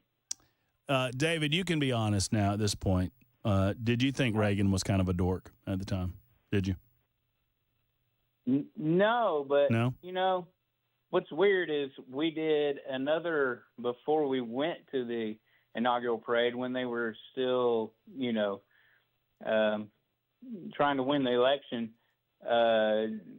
George Sr. came to where we were. It was in Tulsa, Oklahoma, but he came there and did a speech and all that, trying to get support and so forth and so on. But you don't really realize the gravity of it until now, at least for me. Right. And the fact that, ours was the coldest. This was still really cold, and I can't imagine them trying to do all that. Yeah, nowhere near as cold as it was in '85, but cold nonetheless, David, no doubt. How long did you get to spend? How long did you get to spend in D.C.? Was it just a go up one night and come right back? No. We were up there. I want to say we got there on the way up. Our band had 315 members, but we had 5 Greyhound buses. And when we got to Indiana, we hit the first bus hit an ice patch, slid and went out of control, and the other bus rammed into the back of that one. And so we were stuck in Indiana. We were supposed to be in D.C. like at 7 o'clock at night that day. And literally we had to wait till they sent us 2 more buses from St. Louis. And then we didn't make it to D.C. until like 3 o'clock in the morning. Oh, wow. So it was a heck good of a thing trip. you guys had your cell phones. Oh, yeah. Hey, David, where'd you grow up in Oklahoma? Sapulpa. Oh, man, that's where my family is right now, dude. Really? Yes, sir. See, I've been wanting to talk to you and catch up with you, but you guys always do stuff late at night and whatever, and I got to get up early to go to work, so I haven't even caught up with you. But anyway. Well, there you go. Yeah, two Oklahoma, 2 Sooners right here. That's right. Here you are. Boomer. Boomer Sooner. Well, y'all get an early start. That's why you get called a Sooner. I don't know what to tell you. Hey, David, thanks, man. Listen, that's that's a pretty cool story, and I'm glad you got to catch up with Ken. And say hey to if you get over to Oklahoma, say hey to Ken's kinfolk. Say hey to Mama and them, okay? All right, David's gone. Yeah, we lost. I did the thing. I did the point to you, Mason. I appreciate it. I didn't touch anything. David hung up on himself. Oh, well, I mean, it's but you see on my end, it still says David's on air because, why would I need a functioning phone system? Whatever. Keep you guessing. Yeah, that's right. Keep you guessing. 47 after the hour, Super Talk Night. That's pretty cool that he was the last time that an inaugural, that's really cool. The last time an inaugural parade and an outside inauguration was moved inside and the parade canceled was 1985, Ronald Reagan's second term. And David was in the band that got canceled. Now, thankfully, Stewart's Creek will get to perform. And actually, I'm butting in right now. Yeah? They are on right now. Let's go. Can you give me a little something? Yeah, let me see what I got here. Something. Give me a little. Well, maybe if it'll actually play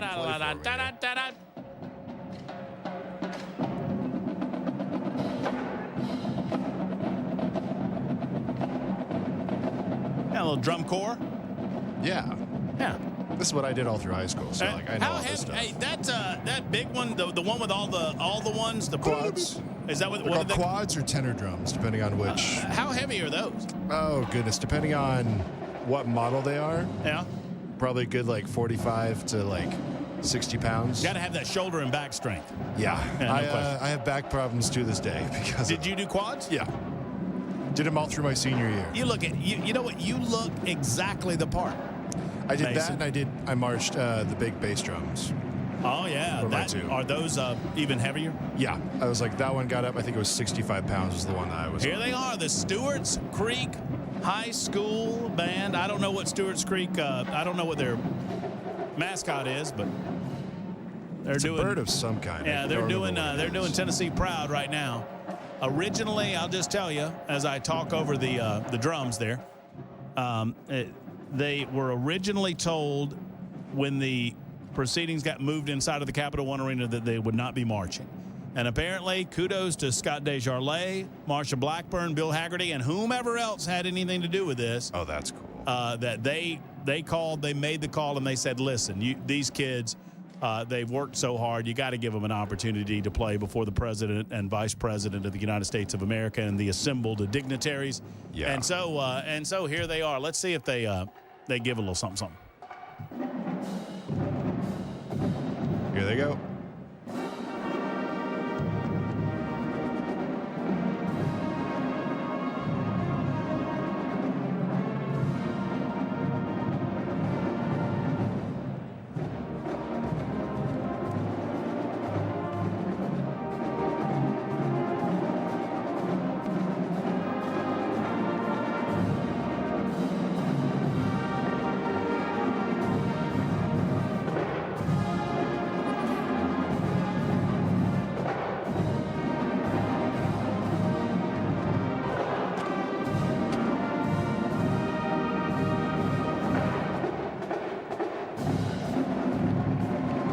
Stewart's Creek High School, they are the Red Hawks out of Smyrna, Tennessee.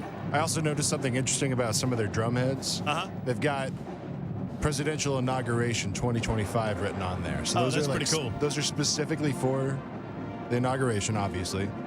But those will be used only for this situation, which means those kids will get to keep those heads for the rest of their life. Great It's like a mementos. nice little, Great I was like, that's reminder. pretty cool. Yeah. That's very cool. And, David just called us. And think about that. Think about the passage of time. I don't want to get too soppy or sentimental right now.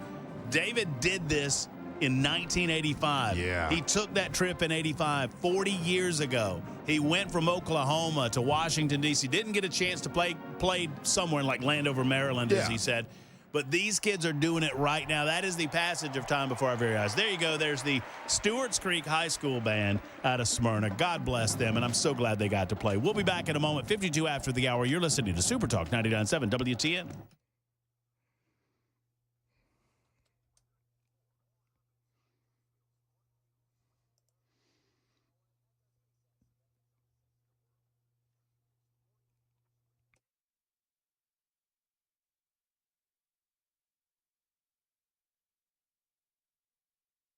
Hey, friends, it's Matt Murphy, and let me tell you about Defend Systems for just a moment. If you've not heard about Defend, and you are a business owner or a decision maker, or you are a decision maker at a church or a school, any place that people gather, Brink Fiddler wants to talk with you because the possibility exists that you could have workplace violence descend upon your business, your church, your school, your place that people gather before you know it. Are you ready? Are you prepared? Do you know if you're ready or prepared? What about your staff? At Defend Systems, they are a life safety and security consultation firm. They deal with active shooter response, workplace violence, emergency and intruder action plans, rapid response medical, all customized for your facility and all to your specifications. If you call Brink Fiddler, you're calling a man of action, and he's going to take action to help you be best prepared. Now, he's not here to scare the heck out of you because the chances of something like this happening to you are minuscule, but they're not zero. Which is why I say hope is not a plan. It is time to get trained. You are the first responders. Let's call Defend Systems today. Go to defendsystems.com. That's defendsystems.com. Or call 615-236-6484. 236-6484 for our friends at Defend Systems.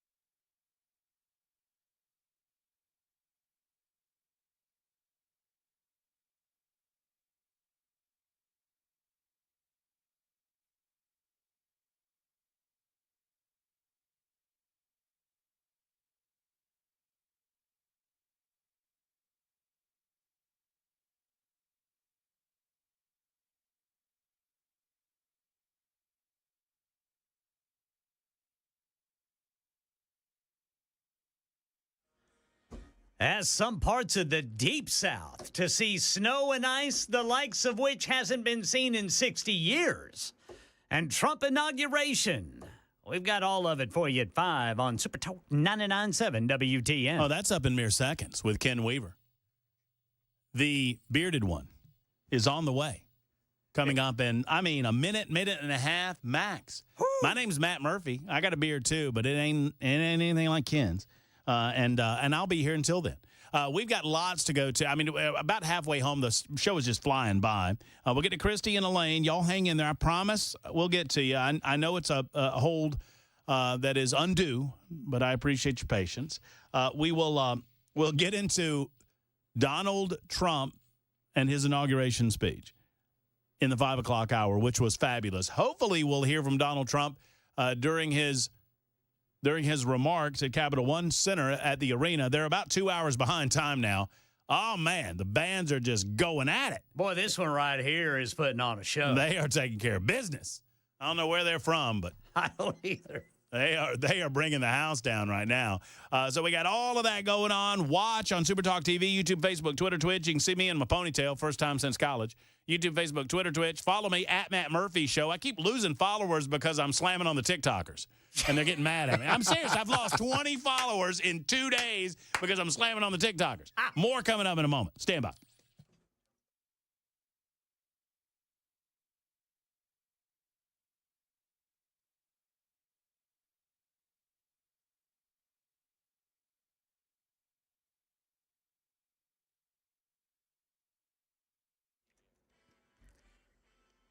5 o'clock on the dot. I'm Ken Weaver with your top stories. Middle Tennessee, we're not getting above freezing for an extended period of time.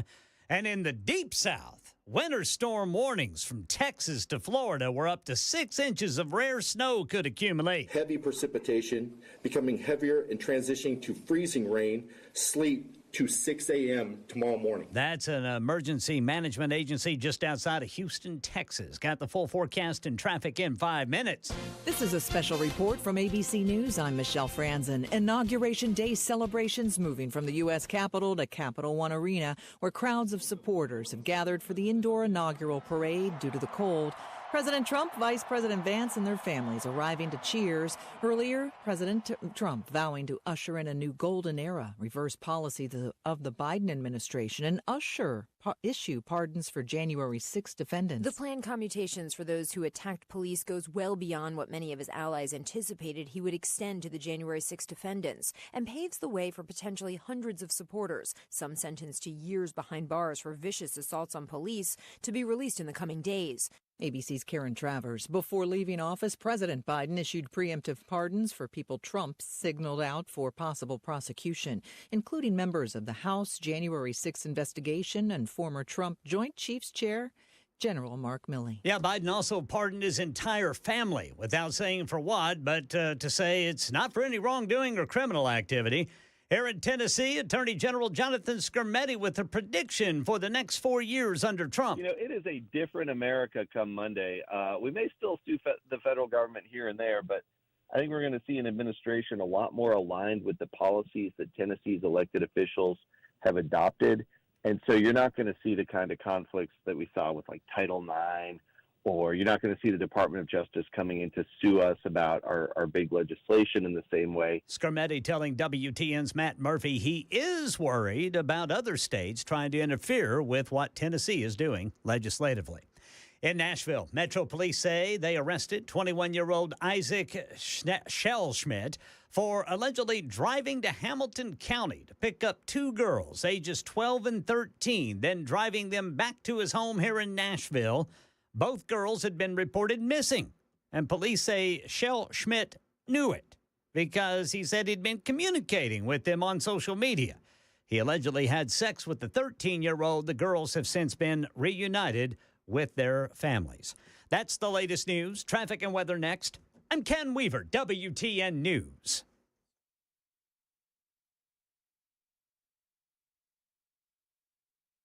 The guaranteed offer is the easiest way to sell your home. It's really simple. We bring you an all-cash offer. You close in as little as 21 days. No home inspections, no lock boxes, No open houses. Go to markspain.com to get a guaranteed offer and start packing.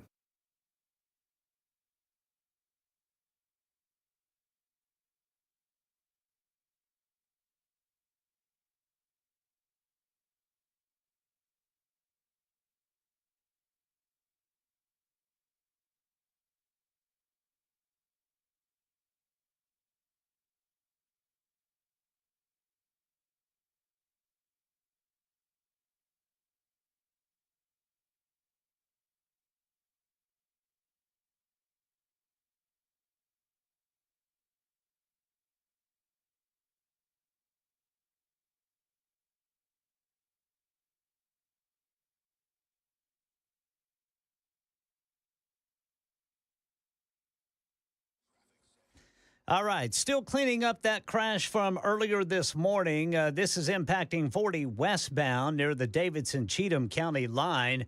And then about an hour from there, going west, 40 eastbound is down to one lane because of two tractor trailers colliding, one of them hauling paint. That is now all over the interstate right there at Bucksnort.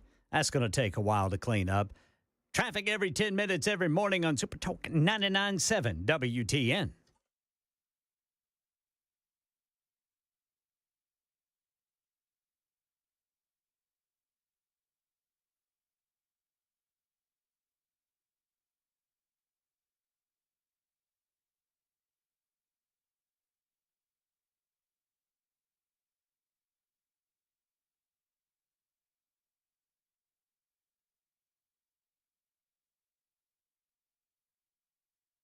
Hey, friends, it's Matt Murphy, and just because we have a brand new president of the United States of America doesn't mean that your community in Middle Tennessee isn't at risk of theft or even fire in your home. And if you feel at risk from those valuables that you hold so precious and dear, or if you want to protect those family members that you love so much, I would encourage you to get over to Nashville Safe House. Talk to Mark and his team about a beautiful safe from Nashville Safe House. They have all manner of shapes and sizes. I mean, they have more safes than you can count in an easy sitting, right? I mean, they have almost 200 safes in stock, ready to go.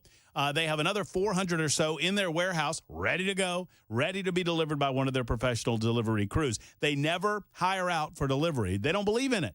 They want to vet the people that are delivering to your home that know the combination to your safe. You would want that too, right? You don't want some stranger in your house. You want somebody that you can trust from Nashville Safe House. Plus, they've got the greatest brands in the industry, the best selection in the industry. They have storm shelters as well. They have corporate safe, jewelry safes. Go by and see them. 4th Avenue South, just across the street from City Cemetery. Tell them I sent you to the one and only Nashville Safe House, online at NashvilleSafehouse.com.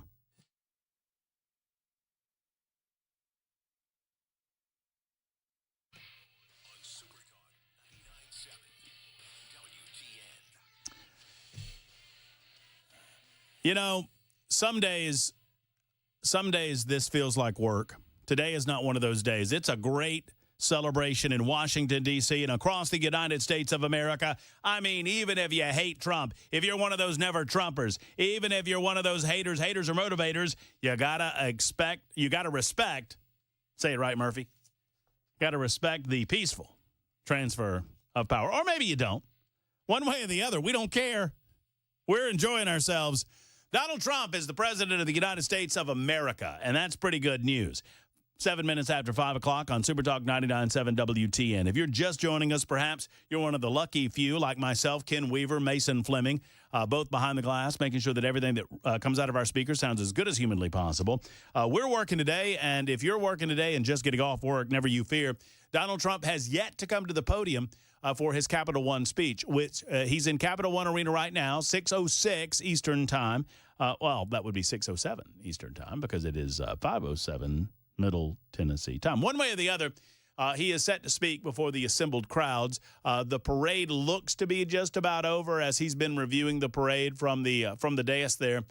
He's going to sign some executive orders as well, and that's going to be just kind of off the chain. So we'll talk with Brian Wilson coming up in about 12 or so minutes. We will talk to you on the phones throughout the course of the day. We will also hear from Donald Trump, the 47th president of the United States of America. Today, what is that? What is that? That's the band. interviewed the lead singer that Today is the Greatest. Billy Corgan. Smashing Pumpkins. Smashing Pumpkins. I've interviewed the guy, and I love the band, and I couldn't get the name. Thank you, Ken Weaver. He's the best in the business for a reason, folks. Well, I know a little bit about rock and roll. Got my back, buddy. Got my back. But I feel like singing that song, you know? Today is the greatest day I've ever known. We have been waiting for this day. I don't know how many days it's been, but I've been waiting for this day since November 3rd, 2020. That was election day, 2020. I guess maybe November 4th or November 5th, 2020. We always thought that the arrow would be corrected. We just didn't think it would take this long. So right now, Mideast envoy Steve Witkoff is introducing President Donald Trump. So I apologize, Christy and Elaine. I'm awaiting President Donald Trump. I know you guys have been holding for a long time. So if you're holding on the phones, just bear with us. It's that kind of day. But we're going to go to Donald Trump as soon as he steps up to the podium here. As a matter of fact, I tell you what I think I can do. I think I can get to you. Christy, you are next up on Super Talk 99.7 WTN. Hello, Christy. Hello. Thank you for taking my call. Of course. I'm kind of nervous because I've never been on the radio. Oh. My husband Tom turned me on to you and Brian Wilson, but I think you're a lot better looking than Brian. Well, Miss Christy, let me tell you something. Before you tell us why you called, I'm going to tell you this. And I mean this there's only one of us that spent the majority of his career on national television, and it ain't me. So that says a lot. Christy, what's on your mind, though? What do you got? Okay, I just wanted to say it's about time that Trump got in office. It seems like it's been forever. It does feel like a long time, doesn't it? Yes, and I like your ponytail. And I was just wondering, has your wife made you a barber appointment yet to get your hair cut? Or is she going to let you grow it long? Well, you know what we're going to do, Miss Christy, and I'm excited about it. I've gotten a couple of people that have reached out to me, and I'm glad you brought this up, via email and on the super text line, saying that they have grown their hair out for one reason or another. And some of them say that they've grown their hair out in anticipation of Donald Trump. And they're wondering if we might be able to get something together for charity, and I'm working on that right now. I wanted to get to today. The cancer patients. Well, I mean, that's right. You go to the beauty shop and get your hair cut, and you can donate your hair to cancer patients. That's a good idea, Miss Christie. I like that idea a lot. So we're going over the next several days when we get over the euphoria of the inauguration day. We're going to figure it out, and you'll be the first to know. All right, thank you. Hey, Christy, you did a great. Thank you for taking my call. I'm on a government phone. I was on a minute phone, and I didn't know how long I was going to be able to hold. But thank you so much for taking my call. Well, thank you for listening, and thank you for calling. Do it again sometime, okay? Okay, I will. Right. You have a blessed day. You do as well. There's Miss. I love that. First call, and then right out of the gate. I mean, so that is how you do it. I mean, for a first call, let me tell you something. You checked a lot of boxes, Christy. First and foremost, pretty good. You sucked up to the host, right? You told the host that he was prettier than another host, which is your always beard's a little long. Your hair is going to lengths. Always a perfect way to get it going. And then you were forceful. You were right there. You got to your point. I love it. I love everything about it. We're still waiting on Donald Trump, so I'll tell you what. We'll get Elaine here.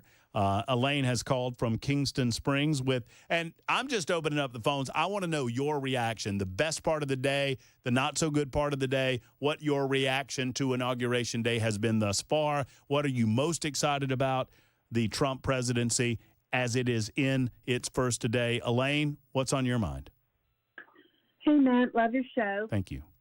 My overall takeaway from the inauguration today and the rally last night is confidence. I feel confidence in our country, our president, and an overall sense of well-being. I wanted to ask you if I read this correctly. It may have been from Tennessee Star. Did not Governor Lee authorize or instruct all the state offices and county offices to fly the mast at full mast for today? He did. We talked about it last week. After Mike Johnson, the Speaker of the House, announced that all of the flags at the Capitol would be raised today and then lowered after today to continue the commemoration of the death or the memory and the life of Jimmy Carter. Yes, you are right that Bill Lee made that announcement for all Tennessee state flags to be done so as well. But I don't know. I would have to have someone to tell me if he has control of. I think typically local municipalities follow his lead. I noticed in Mount Juliet that the flags were still at half staff on the Mount Juliet Bridge over I-40 on the Providence side. We have a Jack Russell, and he doesn't care if it's 17 degrees out. He's going to walk every day. So we walked in Kingston Springs, all flags at half mast. And then we went to, we also go over to Pegram at that beautiful park, and I noticed all flags were at half staff.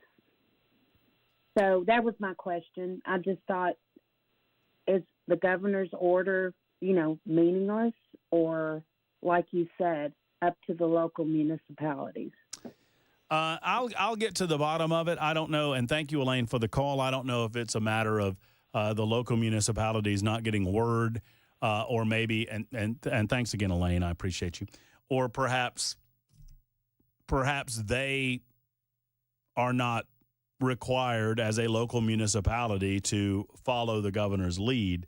But I do know that the governor did indicate that we would be raising all of the flags. I was trying to get to the story here. And I know that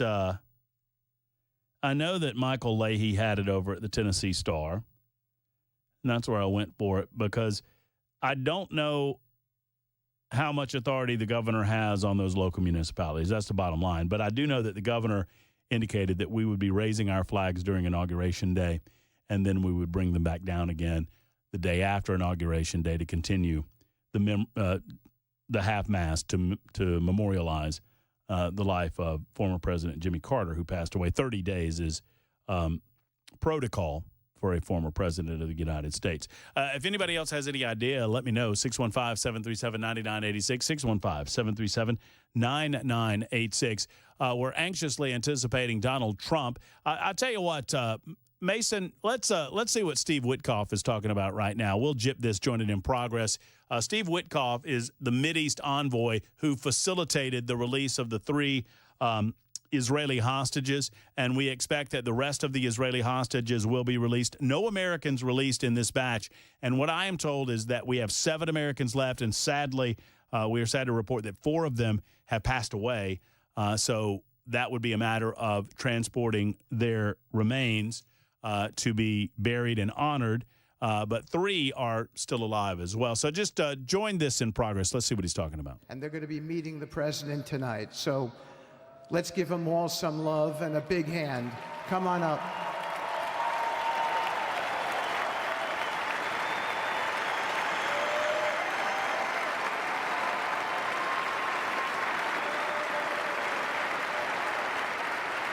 I believe the stream I have is just a little bit ahead of what CNN is broadcasting right now, but yeah, they're talking about the survivors. Yeah, so these are the survivors and some that had already been gotten out of Israel, some of those that were temporarily held captive that are going to be meeting with the President of the United States, family members of some of the surviving individuals, and perhaps some of the hostages who still remain. I mean, there's no question that Donald Trump's election as President of the United States sped up this process. It was essentially the same deal that was offered to Hamas, this evil organization, this terrorist organization. It was the same deal that was offered to them last year. They drugged their feet on it, didn't do anything with it. Donald Trump gets elected, and he tells them, look, you better get these hostages back or all hell is going to break loose. His words, in the Middle East, all hell is going, we are going to unleash hell on you. And a reporter asked him, remember this, the press conference a week or so ago, what do you mean, unleash hell? And he was like, what do you mean, what do I mean? What do you think I mean? We're going to unleash holy hell on them. We want our hostages back. Well, they have begun that process. And the families of these Israeli hostages taken by Hamas are currently attending the inaugural celebration, and they are walking along the platform there in front of Donald J. Trump, the President of the United States, each man and woman shaking the hand of the Vice President, shaking the hand of the President, shaking the hand of the President's family. There's Melania Trump shaking the hands of these family members. Jared Kushner, pardon me, not Loeffner. Jared Kushner, Ivanka Trump. That's a pretty special moment there. As I don't know that Israel has ever had a better friend and a president than they have in Donald Trump. There's no question about his understanding who the good guys are, who the bad guys are. I get to introduce my dear friend and the President of the United States, Donald J. Trump. Here we go.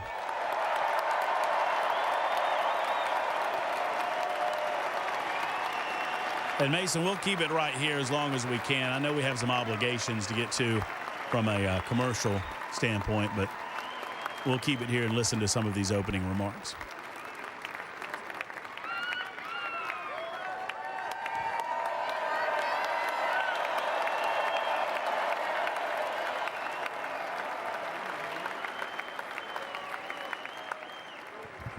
Thank you very much, everybody. Appreciate it. Thank you.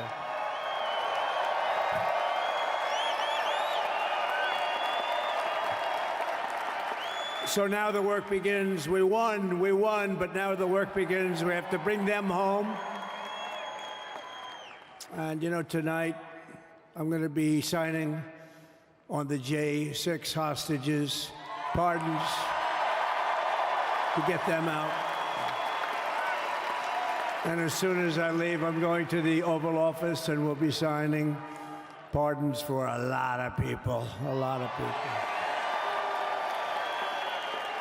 And thank you to Steve Witkoff. He's a great guy. He's a friend of mine. He's been a very successful man. He's a great negotiator. He's a wonderful guy. People love him. And he's got a tremendous power of persuasion. And that's what we need. We don't need stiffs. We got a lot of stiffs. You just had a whole load of them. And to the former hostages with us today, welcome.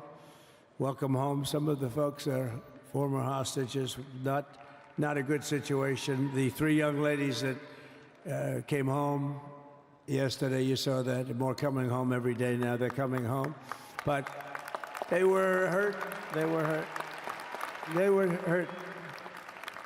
One had her head blown off, fingers on her hand, and her hand indeed was blown off. She was trying to defend herself from a bullet being fired. You believe this? A bullet knocked off her hand. I don't know. You look at it, it's a disgrace. We never stopped praying for you, and we're so glad that you're reunited with your friends and families, and God bless you all. And some of them are just saying, no, my son is gone. But please just bring home his body, right, Steve? Many of you have told me that your son is gone, but bring home his body. It should have never happened. 3 years, it's ridiculous. Should have never happened. Wouldn't have happened. I also want to express my tremendous gratitude to the hundreds of thousands of proud American patriots who came from all across the country to join us in this celebration. It's a celebration of a big win.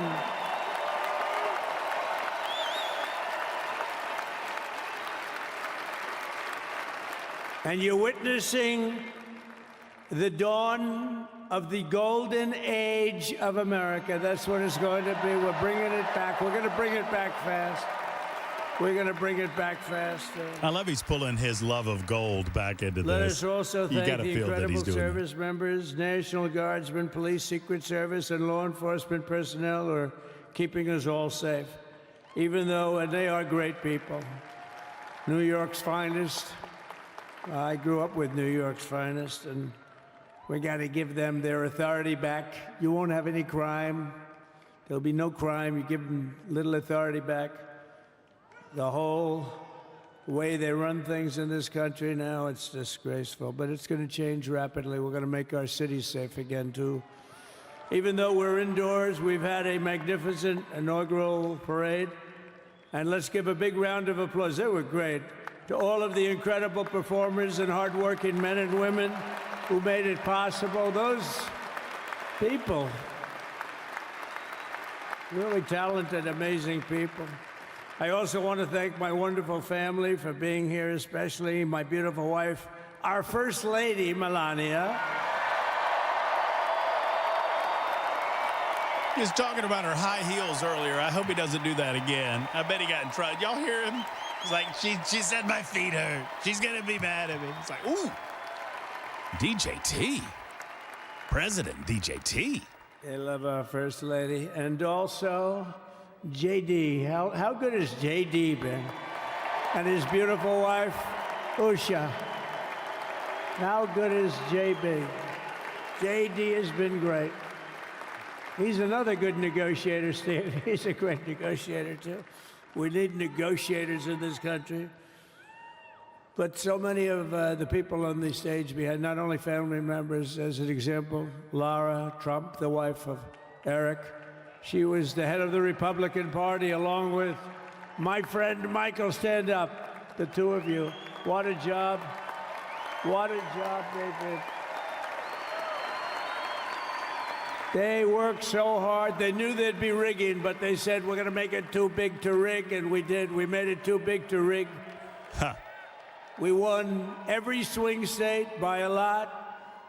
We won the popular vote by millions and millions of votes. We won the whole ball of wax. And now we're going to go and drill, baby, drill, and do all the things that we've wanted to do and bring your costs down, your prices down, and make our country safe. So thank you very much, Michael. Thank you very much. What a job you've done, Michael. I'm never moving you, you know. He was thinking about getting a nice job in the administration. I said, no, I'm leaving you right where you are. You've done a very good job. We're not moving you, Michael. I'm sorry. Anyway, thank you very much. Appreciate it. Appreciate it very much.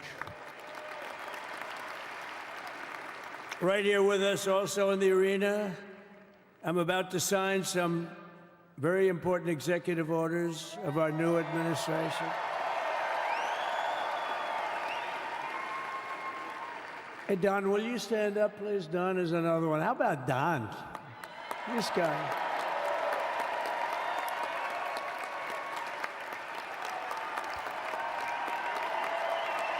Introducing the various assembled dignitaries there on the dais is President Donald Trump. He's a popular one. He goes out and speaks. He gets a big crowd. He's a little on the rough side sometimes, but that's what you want. He's done a fantastic job, and he loves our country. Thanks, Don. Great job. You've done a great job. And Ivanka.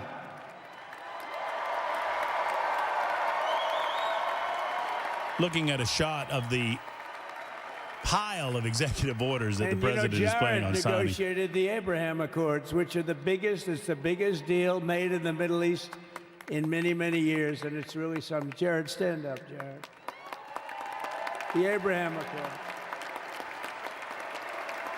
By the way, via the super text line, and I apologize. I said half mast and not half staff on the flag thing. I'm sorry. Y'all can stop telling me. Thank you, though. I appreciate it. But yes, half staff. And then I have staff, a very tall not son named Barron. Has anyone ever heard of him? Oh, Barron. Everybody loves Barron. Barron Trump! Barron Trump! Barron Trump! Barron Trump! Barron Trump! Man, they are giving the kids some love at the Capital One Arena.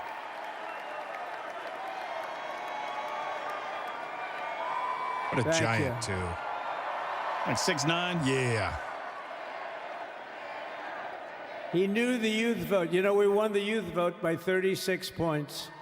And he was saying, Dad, you got to go out and do this one and that one. And we did a lot of them.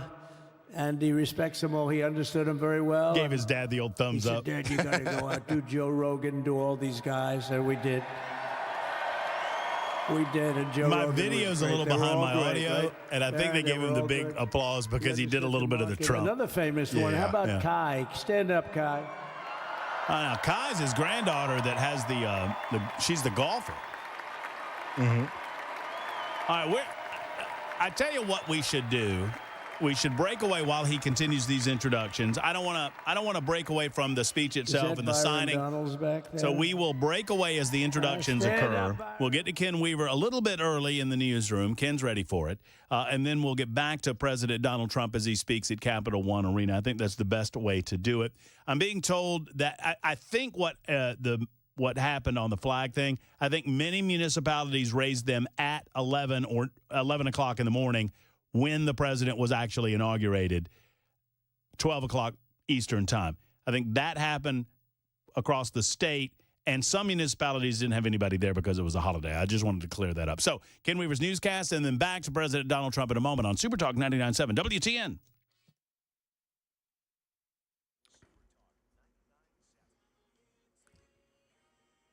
I'm Ken Weaver with your top stories. Middle Tennessee not going to get above freezing probably until Thursday now. Get a load of what emergency management agencies near Houston, Texas are worried about as soon as tonight. Once that precipitation hits and the snow starts, the roads are going to be iced over, and that's why everyone's taking this high emergency and telling everybody to stay off the roads. Yeah, Louisiana, Mississippi, Georgia, Alabama, deep south Texas under states of emergency for this storm. Some places could see more snow and ice than has been the case in 60 years. We've got the full forecast and traffic in 5 minutes. In our nation's capital, Please welcome the 47th President of the United States of America. President Trump arriving at Capital One Arena today for his inaugural parade. It's indoors due to the bitter cold there in D.C. In his first speech after being sworn in, Jonathan Karl says Trump struck an optimistic tone while heaping criticism on the previous administration. Joe Biden and Kamala Harris sitting right behind him. I heard Donald Trump describe Joe Biden's time in the White House as a, quote, horrible betrayal. It was a harsh condemnation of the outgoing president and a promise of a new age, and the implicit, even the optimistic parts of this speech, the coming of a golden age that begins now, is a not so implicit condemnation of the age that has just ended. President Trump, in his second inaugural address, said he is declaring a national emergency at the U.S. border with Mexico, vowing to halt all illegal border crossings and reinstate his first administration's Remain in Mexico policy. That's the latest news. Traffic and weather next. I'm Ken Weaver, WTN News.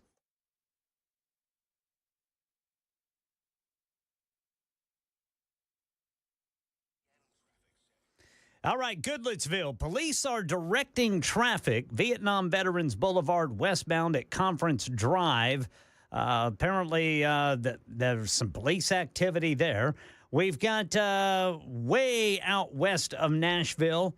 The right lane is blocked of 40 eastbound. They're just after Bucksnort. This is because two tractor trailers crashed. One was hauling paint. That is now all over the shoulder and into the right lane there of 40.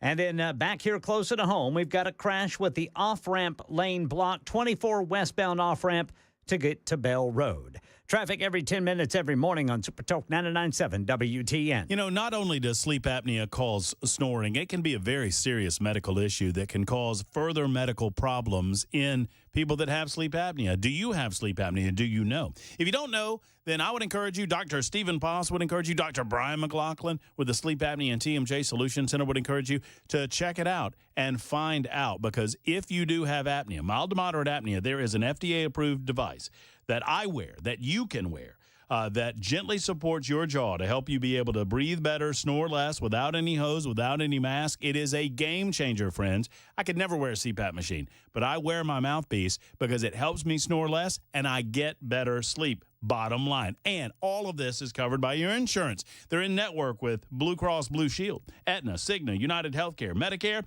and a preferred provider, TRICARE, for the military. Why not find out how they can assist you by giving them a call today? Go to drposs.com, drposs.com for Dr. Stephen Poss, Dr. Brian McLaughlin. 2 locations, Brentwood and Murfreesboro. It's the Sleep Apnea and TMJ Solution Center.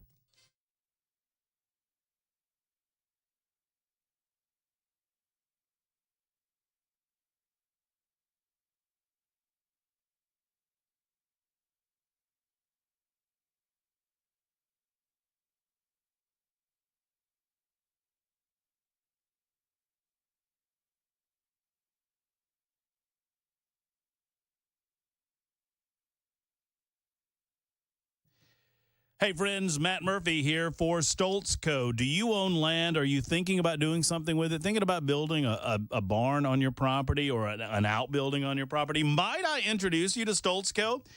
They have the best in the business. They are the best in the business, and Stoltz Co. can build you a high-quality custom structure at a very reasonable price. Stoltz Co. is the leading company with first-class customer service in the creation of post-frame buildings such as barn-dominiums, pole barns, garages, equestrian spaces, and other event spaces. If you want somewhere to hang out on the weekends, if you got a little property in the back of your house that you're thinking about doing something with, I mean, maybe it's a garage to tinker with a motorcycle or a sweet car, or maybe it's just a space for you to get away from the worry of the day, a future home, a house to retire in, whatever it might be. Stoltz Co. is your answer. Put money into real assets by building on your property. It's Stoltz Co. Go online to stoltz.com, STOLTZ.com. That's stoltz.com, or call them today and see how they can make a customizable home, pole barn, barn-dominium, garage, event space for you. 615-622-5992. 5992 for Stoltz Co.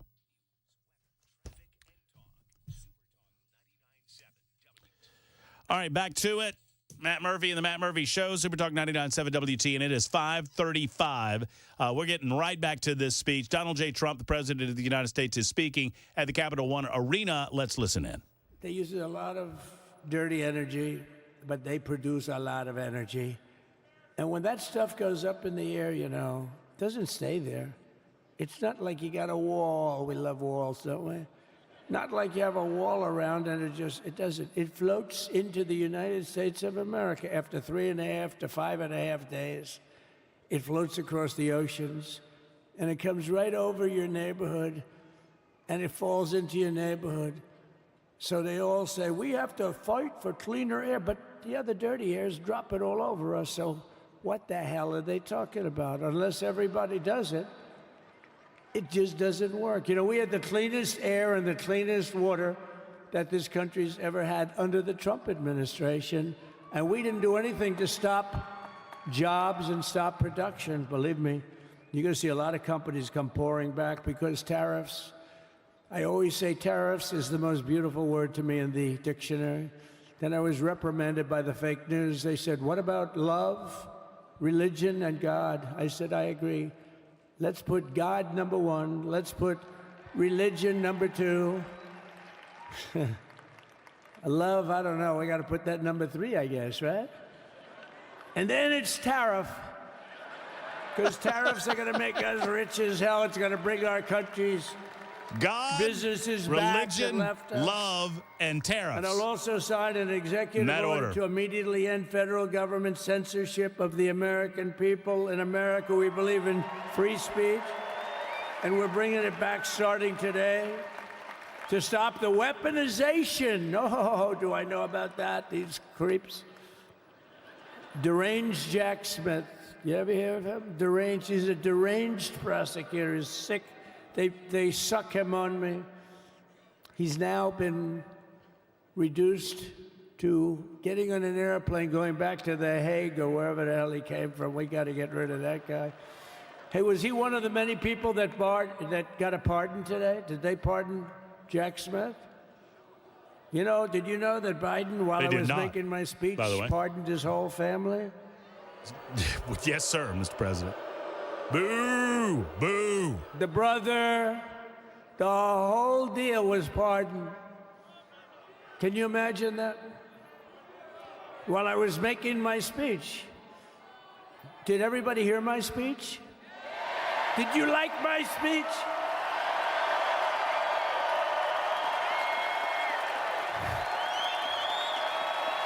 It's a pretty darn good speech. That's a good speech. Thank you. Good speech. I like this speech. I mean, the only thing wrong with it is I had a lot of tough things to say, and I have some great people that work for me. Sir, this is such a great speech. It's so unifying. Don't talk about Biden with his pardons of his family. We want a unified country. They said, don't talk about the J6 hostages that you're going to be releasing today. Ooh, today. Sir, don't put that in your speech, please. Today. I said, but I want to put it in my speech. I said, sir, it won't be unified like it is. It's so beautiful the way it is. And it is getting great reviews. You know, if I put things like that in, I'll get terrible reviews. One little paragraph that's a little bit wrong, the fake news goes crazy, right? So I said, all right, I won't put it in my speech, but you know what? I'm speaking in front of a hell of a lot of people at a place called Capital One Arena, and I'll talk about it there. So we're going to be going over the beautiful Oval Office, one of the great offices in history. Even if it wasn't beautiful, it's the Oval Office, but it is beautiful. And we love the Oval Office. It all starts with the wars start and end there. Everything starts and ends at the Oval Office. We love it. But we're going to go to the Oval Office. We're going to sign. We're going to release our great hostages that didn't do, for the most part, they didn't do stuff wrong. You take a look at what went on, and look what happens in other parts of the country. In Portland, where they kill people, they destroy the city. Nothing happens to them. In Seattle, where they took over a big chunk of the city, nothing happened. Minneapolis, where they burned down the city, nothing happened. Essentially, nothing happened. All they want to do is go after the J6 hostages. A 76-year-old grandmother was arrested the other day because she was looking, I think because she was looking at the Capitol or something like that. No, we're not going to put up with that crap anymore.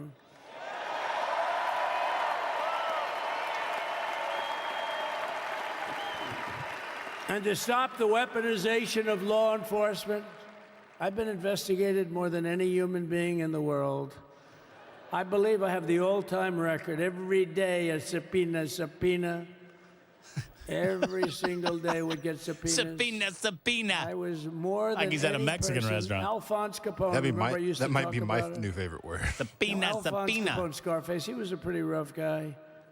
He was investigated about 1/100th what Trump was investigated. My father's looking down at me, my mother. How the hell did this happen? You know what it is? I had a delicious subpoena at El Sombrero the other night. You know what I mean? And then ultimately, the chips and sauce is good. Oh, so good. But their subpoena? Oh, their subpoena is much better. That's good. You got to get it with the little stuff around the rim when you buy. We had to beat two opponents. Not too sweet. We had to beat Biden, then we beat him. We're going to get in trouble. We got to shut up. The guy was like 39 points down. I think I could have beaten Trump. He just did a pie. I think he could beat Trump. No, his debate performance wasn't the best, right? That's what killed him. And then they had a change, and that's like you get into a fight. The great Dana White spoke last night. We love Dana White, right? UFC. That's like he puts in two fighters. One of them's getting creamed, getting really beaten, and they say, all right, take him out. Let's put somebody else in to finish up the fight. That's what they did to us. They gave us somebody new, but we took care of both of them. So we beat actually two opponents.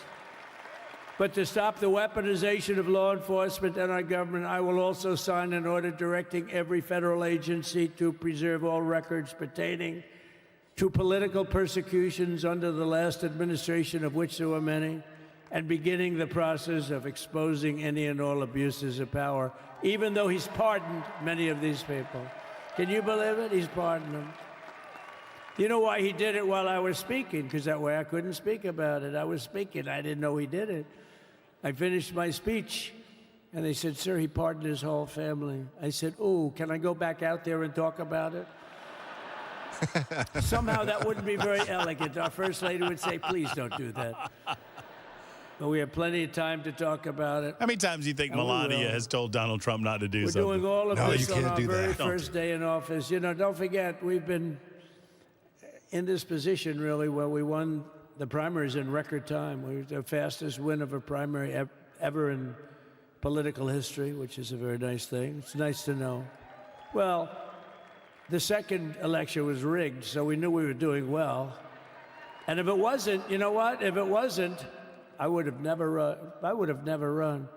But the third one was just a monster. Boy, was that a big one, huh? That was a big one. On the second one, we got like 10 or 12 million votes more than the first one. How about that? We did great on the first one. We did much better on the second one. But bad did we do well on the third one. So we're gonna have some fun. It's very simple. We're gonna make our country great. We're gonna make our country great again. We're gonna make America great again. How good a name is MAGA, though, right?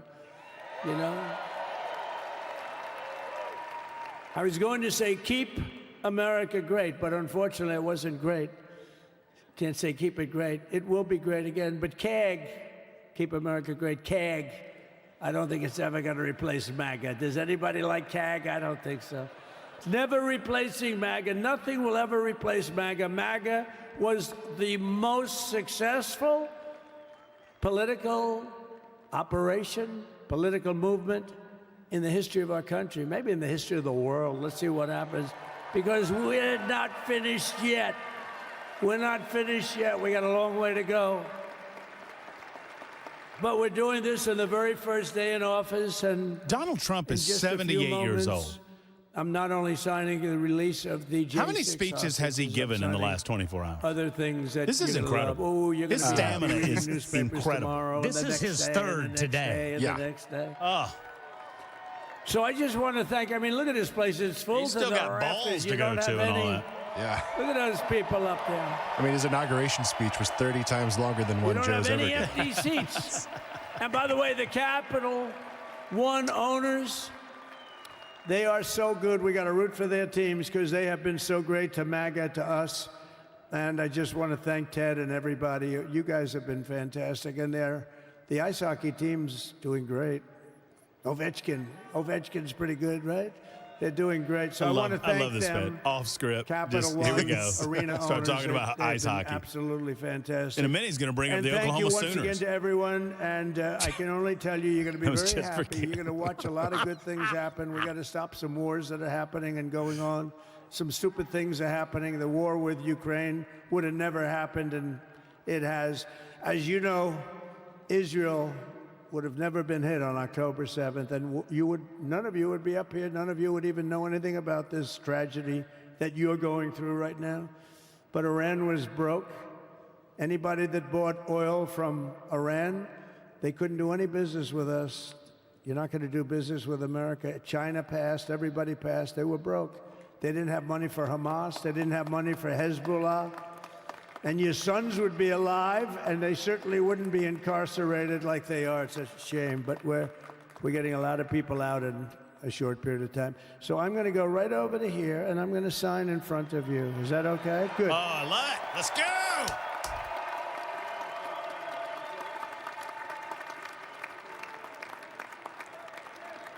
Show it off.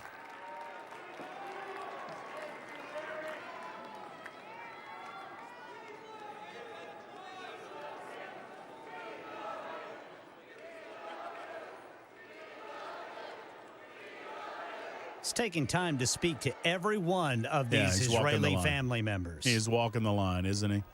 That's incredible.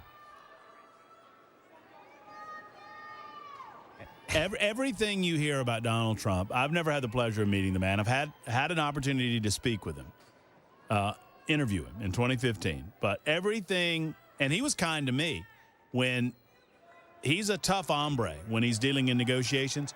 But he is as kind as can be. And look, every single one of these people, and I'm just catching up on video. That's so nice. All right, so he's gotten comfortable at his mini desk here. He's got his little the mini Resolute. Yeah. Resolute Light. You want to say it? We'll call it Resolute 2. Why don't you say what I'm signing? Sure. The first item that President Trump is signing is the rescission of 78 Biden-era executive actions, executive orders, presidential memoranda, and others. In English, sir. Thank you, sir. So he's sitting at the desk. He's got his deep red seat. Thank you. Once again, my video a little bit behind your audio. The second item, President Trump, is a regulatory freeze, as you announced in your speech, preventing bureaucrats from issuing any more regulations until we have full control of this, the government and this administration.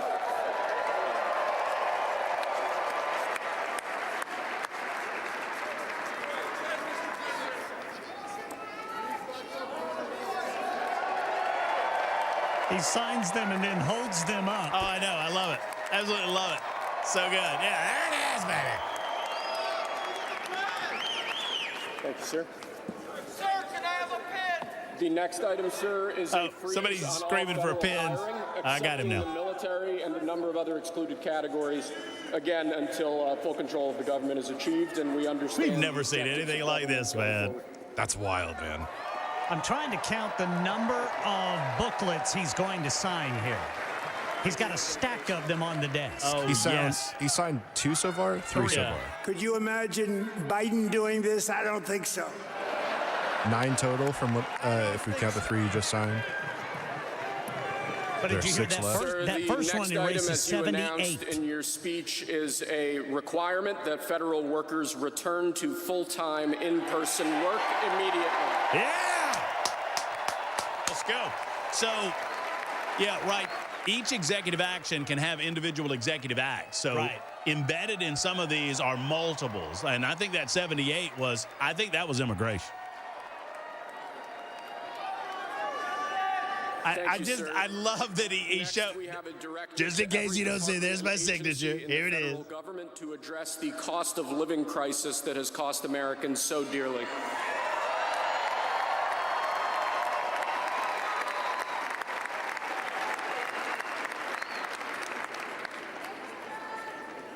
He pauses, he listens to him say what it is, shakes his head, signs it, shows it, crowd goes wild. Thank you, sir. The next item here is the withdrawal from the Paris Climate Treaty. Yeah. He withdrew. Joe put his back in it. He withdraws. Yes, sir. I mean, most liberals think it's a cold day in hell in Washington, D.C. anyway, so why not? You know? Only makes sense to address the climate. We're going to save over $1 trillion by withdrawing from that treaty. Wow. Tell us, baby. And the next item, sir, is a letter that will be transmitted to the United Nations explaining that we are withdrawing from the Paris Climate Treaty. Yeah. It's nice. I mean, that's good. You send a letter, right? I mean, that's nice. It's respectful. You do it. You send a letter going, hey, UN. And then I mean, I hope that's what the letter says. It looked like it was 2 sentences.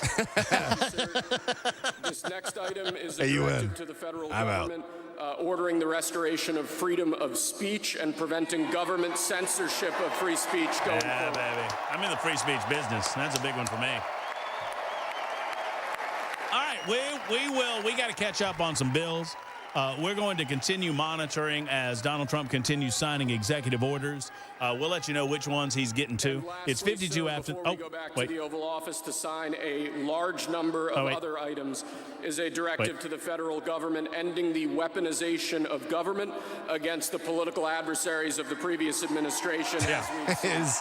His face during that is gold. He just look. He's listening. Okay. Oh, yes, I remember that. All right. Okay, I'll sign that. There you go. There's some executive orders, and we're going to get back to him. I mean, he's got more to go. That's a big old pen, and that's a big old signature. There's your President of the United States, Donald J. Trump, 52 after the hour. You're listening to Super Talk 99.7 WTN.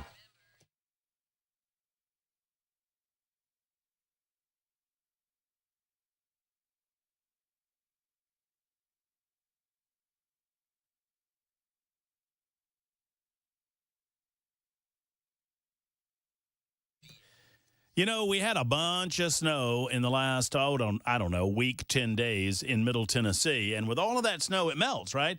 And it's just a good reminder that if you have waterproofing problems in your home, then you've got big problems in your home. Now, when the snow melts and it turns to water, if your basement walls, your foundation walls are not waterproofed, if your crawl space is not waterproof, that water goes where? Into your basement, into your crawl space. Here are a few things you can check. Are your downspouts free of blockage and pointed away from the foundation? Do you have any visible cracks in the basement floor walls? Does your yard slope? Does water have a route to flow away from your home? I mean, these are just the tips that they provide you at USS, and USS is your one-stop shop for all things foundation repair and all things waterproofing. Friends, They've been serving Middle Tennessee since 1994. For 31 years now, they've been serving customers just like you, over 25,000, almost 30,000 satisfied customers. Go to USSTN.com to find out the USS difference. That's USSTN.com or call 615-488-7855, 488-7855 for USS.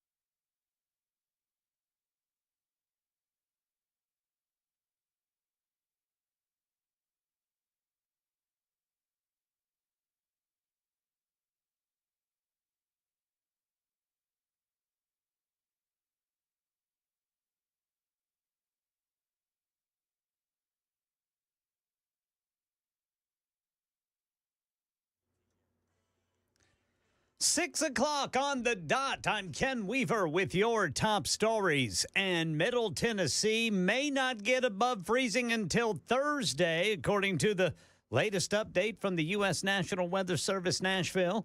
The Deep South could see snow and ice. This is Mayor Van Johnson of Savannah, Georgia. He says they're expecting it. Stay home, watch Netflix, make some soup, enjoy your family. The schools are closed.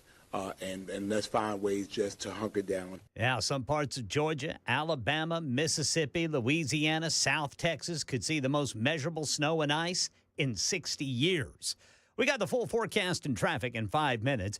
Breaking news right now out of our nation's capital. Former U.S. Senator Marco Rubio has just been confirmed as U.S. Secretary of State. And it's unanimous. ABC News, I'm Michelle Franzen. After being sworn in for a second term, President Donald Trump pledged to sign a wave of executive orders reversing the Biden administration's policies on everything from the economy, energy, and immigration. ABC's Karen Travers is at the White House. On those executive actions, a heavy focus on immigration and the border situation. He says he'll declare an emergency at the southern border and that all illegal entry will be immediately halted. A very challenging task for this incoming team, of course. He also emphasized drill, baby, drill, which got a big applause from that crowd in the rotunda of the Capitol. That was something we heard often from him on the campaign trail. He will roll back a lot of the Biden administration's executive actions when it came to offshore drilling bans. After a bipartisan congressional luncheon, President Trump taking part in the first honors ceremony, with troops positioned from all 6 armed service honor guard formations welcoming their new commander-in-chief. Here in Tennessee, Attorney General Jonathan Skrmetti telling WTN's Matt Murphy his office will be busy under the new Trump administration, but not for issues like under Biden, who tried to bring gender identity under the umbrella of sexual discrimination if schools don't let boys use girls' bathrooms and locker rooms. There's corporate stuff to do. There's structural stuff to do. Frankly, I'm worried about some other states trying to interfere with what goes on in Tennessee. We're looking at those issues. So we're not gonna get bored, I think. And here in Tennessee, Nashville police have been busy today. They say they found 2 girls, ages 12 and 13, who had been reported missing in East Tennessee. Found them at a 21-year-old man's home here in Music City after he allegedly had sex with the 13-year-old. Police say Isaac Shellsmith, I've struggled with that name all day. Isaac Shellsmith had been communicating with the girls on social media. He drove to Hamilton County yesterday, picked them up, and then drove them to his home here in Nashville. That's the latest news. Traffic and weather next. I'm Ken Weaver, WTN News.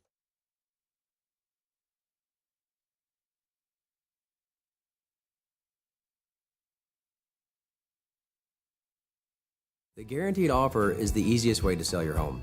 It's really simple. We bring you an all-cash offer. You close in as little as 21 days. No home inspections, no lock boxes, no open houses. Go to markspain.com to get a guaranteed offer and start packing.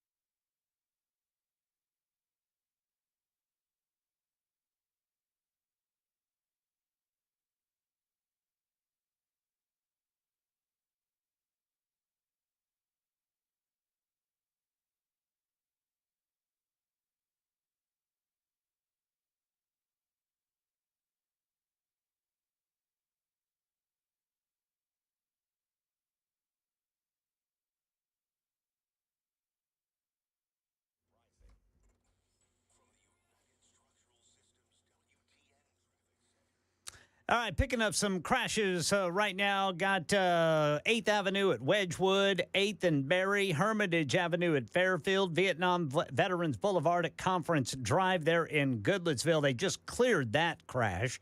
Then looks like in Rutherford County, got a stalled vehicle blocking the right shoulder, 24 westbound right there at Old Fort Parkway.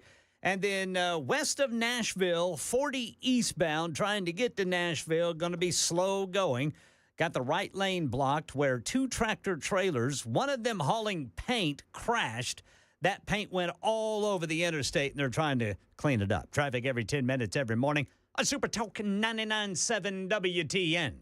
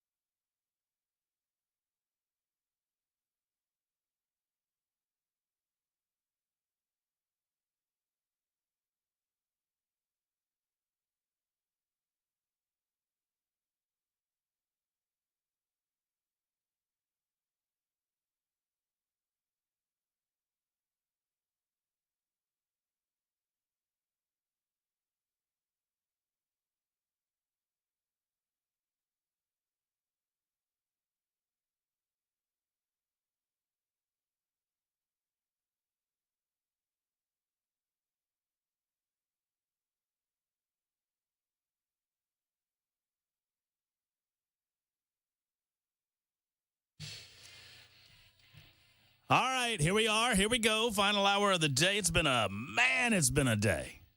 Man, it's been a day. How about this day, huh? Started off with an aged and infirm individual in the White House, and we got this guy. I mean, he's coming in. He's a baller, boy. Yeah, he's headed over to the Oval Office now to sign more orders. I know. And apparently that one that was 78, that was just 78 Biden actions that he had taken while in office that Donald Trump just en masse said, these are done. These are finished. Those 78. I mean, hours into office, he's signing, he's getting it done, he's making it happen. Balls will wait, apparently, according to Donald Trump, because he hasn't even been to the White House yet. And he's already getting it done. Come on. What about all that? 615-737. I am reopening the phone lines, and I'm just asking you, your reaction, your takeaway from the day. I just think we should all enjoy the day. I mean, maybe you don't like the guy and you've got a negative takeaway. That's fine, too. First caller of the day was Jeff, and he was like, I mean, I don't even remember what he said, but that's what he sounded like. So you are invited. 615-737-9986. 615-737-9986. Matt, tell oh, yeah. Kathy writes in, hey, Kathy's got a tip for you, Ken. Okay. Just call that dude. When I'm struggling with a name, did you ever watch Sanford and Son? Absolutely, I watched Sanford and Son. One of the greatest television shows in the history. I mean, in the history of television. Fred Sanford taught us many great life lessons. One of my favorite episodes is when they were trying to pay bills, and Fred just said, just put it back in the mailbox. Yeah. Like, Dad, we can't just put it back in the mailbox. I'll give you 5 of these where you sneeze. You big dummy. Big dummy. So Grady, remember Grady? Yes. And Grady would get, Fred, great googly moogly. And so anytime I can't pronounce somebody's name, I just call him Great Googly Moogly. So I just call him Mr. Googly Moogly and be done with it. I mean, everybody knows who you're talking about. Whatever. Oh. If you want people to pronounce your name, make it like, I don't know, Weaver or Murphy or Smith or something. Yes. You know? Yeah, this fella's name is Shell Schmidt. Shell Schmidt. Shell Schmidt. Shell Schmidt.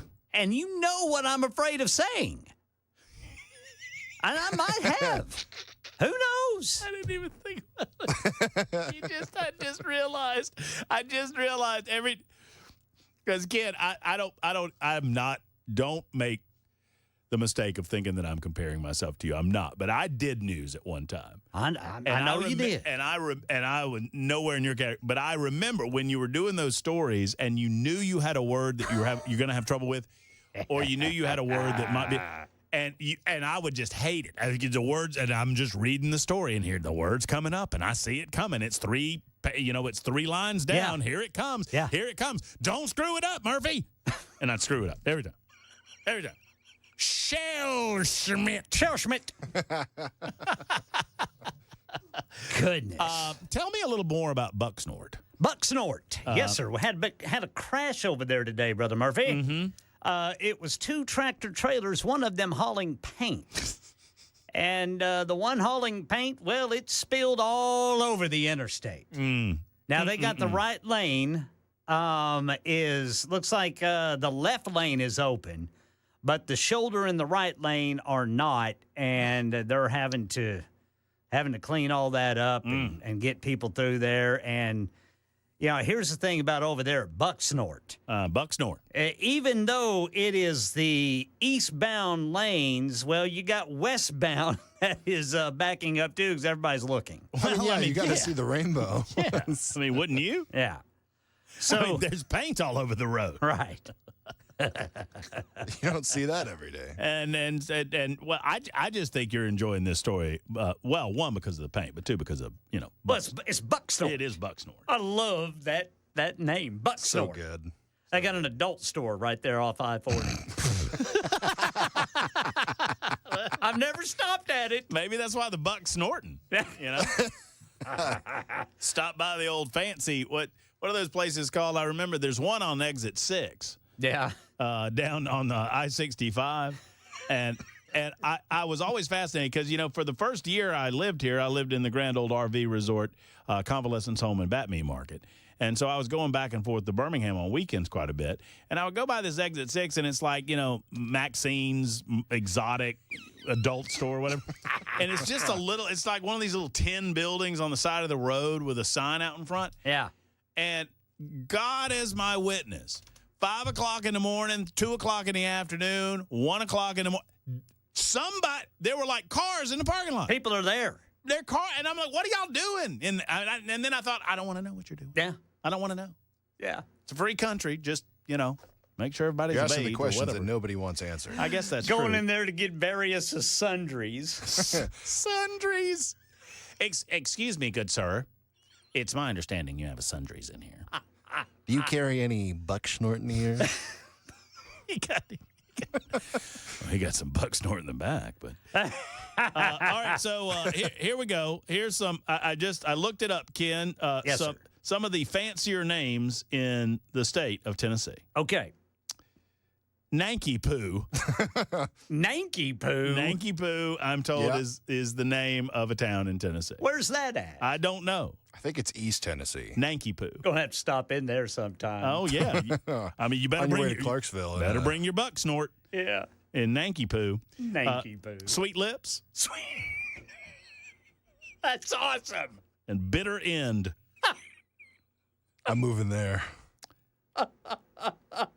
Sweet Lips. I gotta Or find. to host a radio show and You bring your Bitter Sweet End. Lips and get yourself some Nanky Poo, and then Where is Sweet Lips, over near Tennessee? Bucksnort. Man, I'm gonna. Nutbush. There's 2 roads that go through Sweet Lips. Enville Road and Sweet Lips Road. And Sweet Lips Road leads you right to the Sweet Lips greenhouse, which has been temporarily closed, probably because it's freezing. I don't know. And there's a Sweet Lips store, too. You think the crossroad would lead to the greenhouse in Nutbush? or to Yum Yum, Tennessee. I don't. The Sweet Lips store. It looks like a house. It's just a probably house with is. a red pickup. The population of Chester County is 15,540. That's where Sweet Lips is. Although it remains unknown how many residents occupy Sweet Lips proper. I want to go there sometime. Well, sure. I mean, I just Next remember live and I'm not making this up. I think they changed the name of the town of Climax in Alabama, but there's an Intercourse, Alabama. Oh no! And if you go, and I'm not making it, you go through Intercourse and you get to Climax. Oh my God! You know. You know it was on purpose. As you do. Of course. As you do. As you do. Well, some people make it there. My God. Who's driving? I don't know. Says they got hard candy at that Sweet Lips store. I bet they do. Go in there and get you some hard candy. Get you a little hard candy. If you got a sweet tooth and Sweet Lips, get you some hard candy. Oh. And then head on out to Yum Yum. It's been a long day, y'all. It's been a hell of a day. It's been you've been here since early this morning, man. I had a little appointment that I had to get to, and I had to get to Dan Mandis because Dan, if you didn't listen at 8:30 or so to Nashville's Morning News. Oh, what a segment. I busted in on the segment because all morning long I'm getting ready to come in, and I'm listening to Dan talk about the daily Dan poll. Brother Dan. Dan is doing a daily poll online, about news of the day, and that's POLL. Yes. For those of you in Sweet Lips. And I came in and he wanted to talk about something. I said, hold on a second. I just need to make sure while I'm in the room that we're done talking about Dan's poll. And then it just went off the rails from there. Yes. Intentionally and on purpose. And so, it can do that really quickly. You've been a part of that long enough. Oh, yes. There's some stuff I can't even bring back up. Check out our podcast on WTN.com. I'll just leave that there. So it's 16 after the hour. We're going crazy. If you have a call to make, you just make it right now. This is the time to do it. Let's talk about the inauguration day that has been. Donald Trump is going to the White House for the first time as president of the United States in his second term.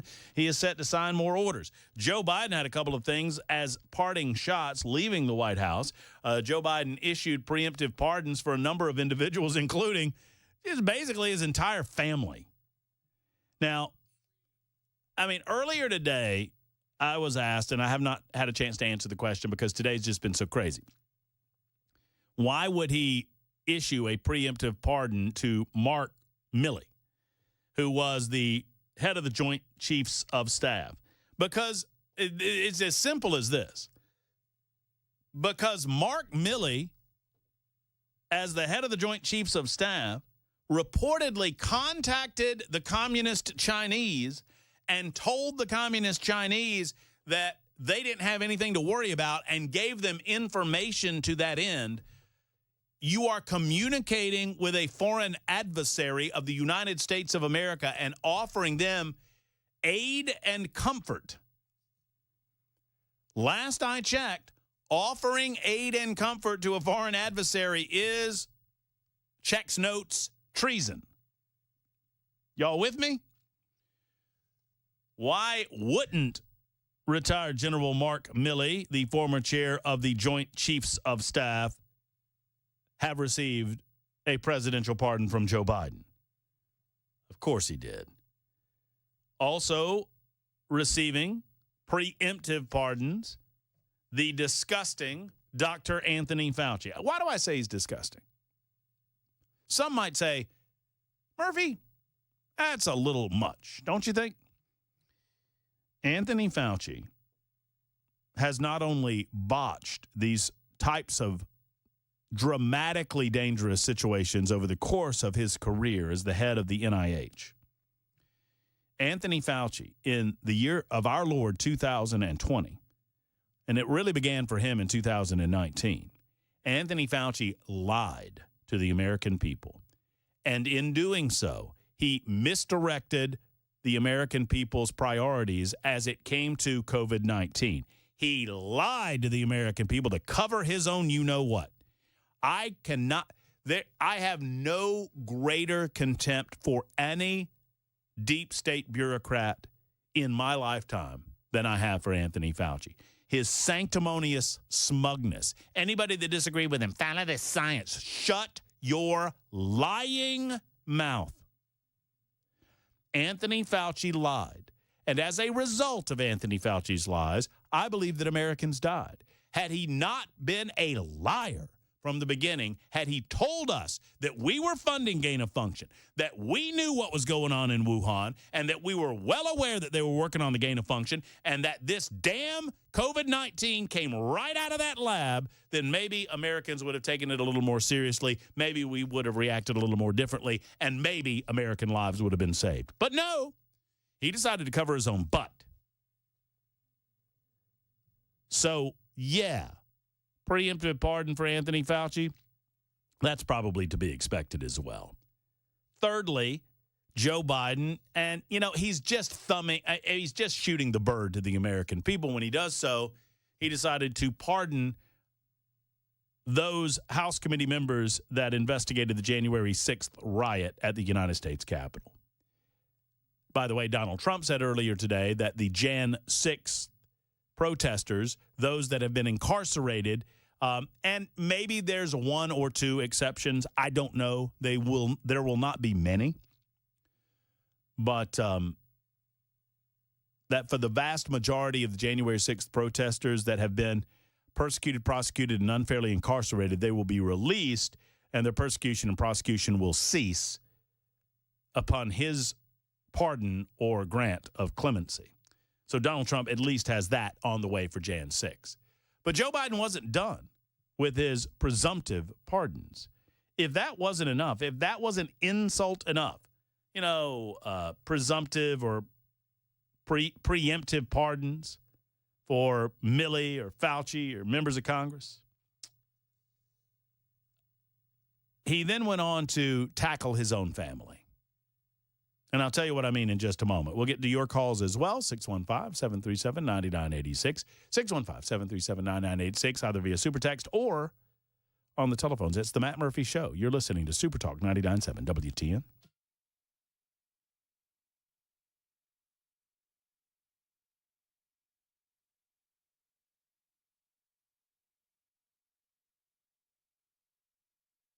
Well, hello, friends. We Grow Hair is brought to you by PAI Medical, and PAI Medical knows that you want to look great and feel great in 2025.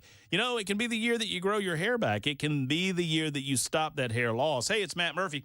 I went to We Grow Hair, months ago, and I was concerned about the possibility of losing hair. Now, if you're watching on Super Talk TV, YouTube, Facebook, Twitter, Twitch, you're probably saying, Murphy, you got long enough hair where you got it up in a ponytail. What are you talking about? Well, I've got this long hair, and I don't have to worry about my hair thinning or falling out in the back areas because of the incredible laser treatments that I've received from We Grow Hair and PAI Medical. They're right here in Nashville. They've been here for almost 30 years. They have proven solutions that work, like the ARTIS robotic FUE procedure, the multi-unit hair grafting transplant that give you 2 times more hair in one procedure. That means you have to go in fewer times.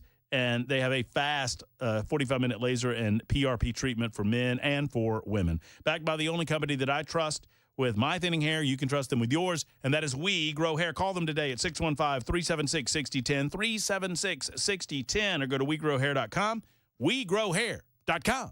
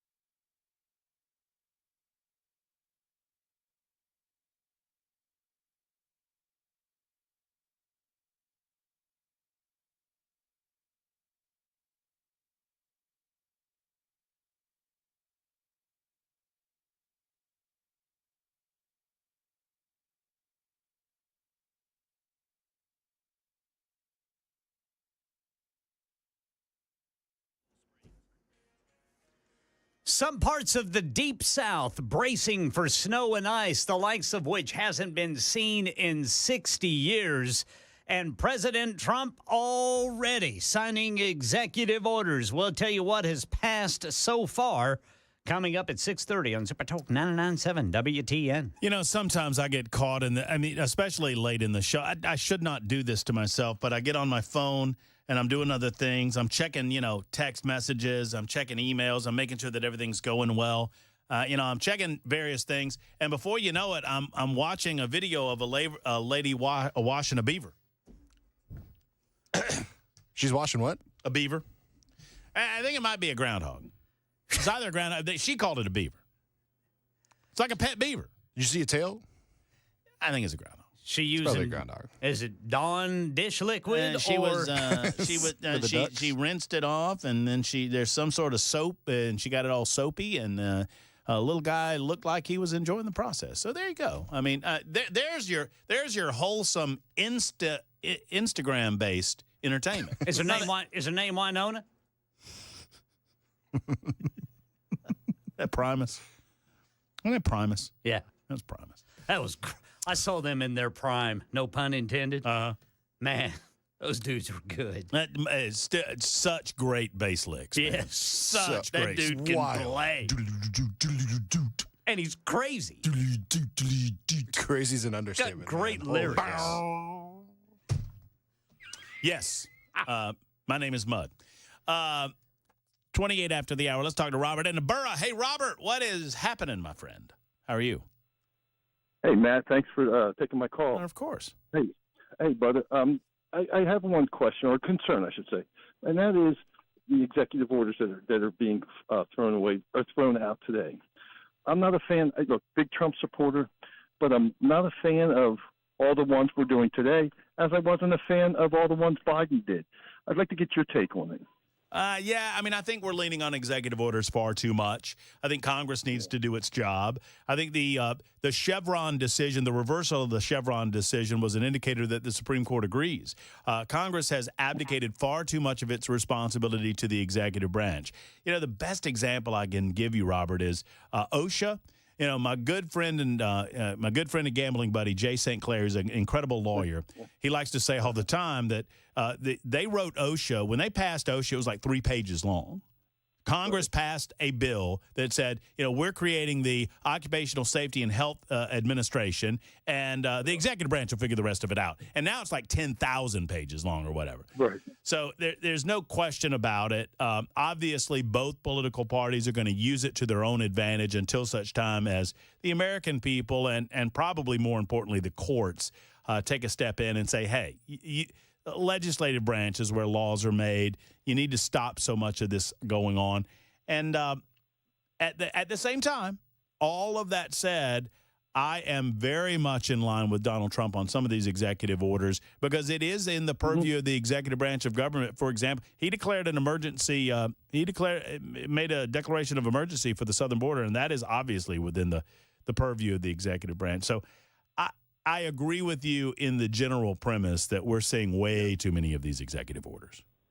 Appreciate it, Matt. That's kind of where I'm aligned. So Thank you very much. You have a good night. Yeah, I mean, and it's, you know what, it's just as dangerous of a process if our guys are doing it versus if their guys are doing it. At the same time, when we're reversing so many of these orders that Biden has made, I mean, what they're doing is they're figuring out ways around Congress in a lot of circumstances.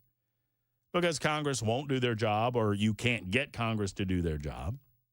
And as a result, what we see is, the executive branch going, okay, how can we figure out a way to do an executive order and work there's still parameters by which they have to work under. But I do agree that we're seeing a little too much of it. It is 6:30 on Super Talk 99.7 WTN. Back in a moment.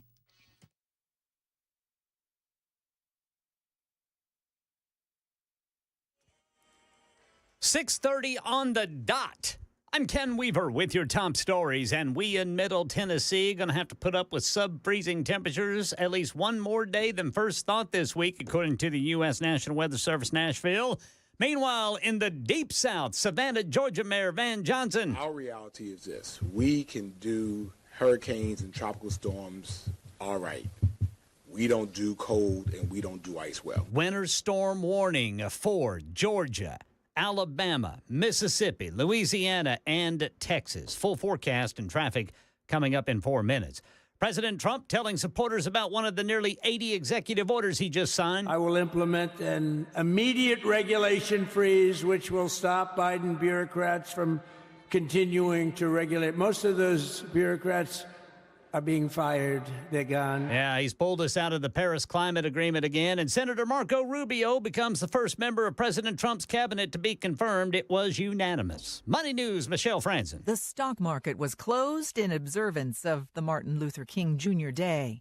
Bitcoin surged to a record high, reaching over $109,000 before President Donald Trump's inauguration, but then dropped below $102,000 in the afternoon. Bitcoin investors, however, are still bullish on the cryptocurrency.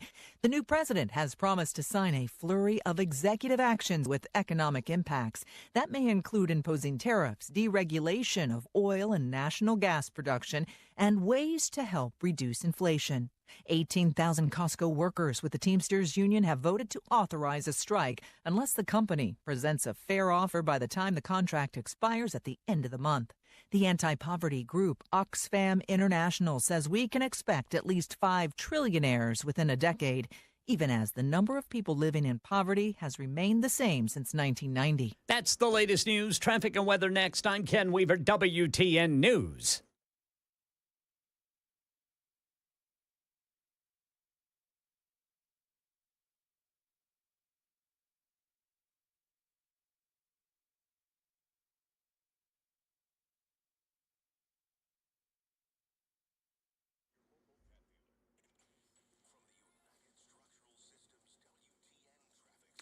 Looks like we got a crash, and it is in Laverne, 24 westbound on-ramp from Old Hickory Boulevard. And in Madison, got Gallatin Pike North just south of River Chase Boulevard. And then still way out west, 40 eastbound, you got the right lane blocked where 2 tractor trailers, one hauling paint, crashed. Paint's all over the shoulder and the right lane there just after Bucksnort. And it is quite the backup. Traffic every 10 minutes every morning on Super Talking 99.7 WTN.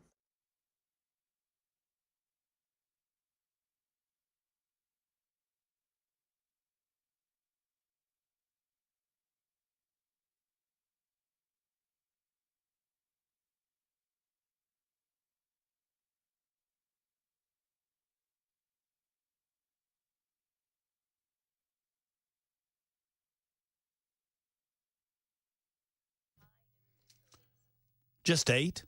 I mean, just 8. I mean, it's just 8. Brentwood Hearing Center is the one-stop shop for all things hearing device and all things hearing loss, and I want to tell you about them for a moment. Hey, friends, it's Matt Murphy for my friends at Brentwood Hearing Center. You know, their teams, they have a team of audiologists, which are just great, and Ronnie took me on a tour of Brentwood Hearing Center many years ago, and I was so very impressed with everything that they're doing for our community and have been doing for the last 30 years in helping you hear better. Better hearing for a better life. That's kind of their motto. And right now they have an incredible Phonak Sphere, which is a brand new revolutionary hearing aid that dedicates itself to helping people hear in situations where there's extensive background noise. Imagine you're at a big dinner party and there's a lot of noise going on and you're trying to pinpoint one person that's talking to you from across the table. That's what this device does, and it does it better than any other device before it. It's incredible, and you just need to see it demonstrated for yourself at Brentwood Hearing Center. If you're having difficulty hearing in any situation, I would encourage you to contact Brentwood Hearing Center, but specifically in a situation where there's background noise, give them a call today. Brentwood Hearing Center, 615-377-0420. Tell them I sent you, please. 615-377-0420 or online at BrentwoodHearingCenter.com. Brentwood Hearing Center, better hearing for a better life.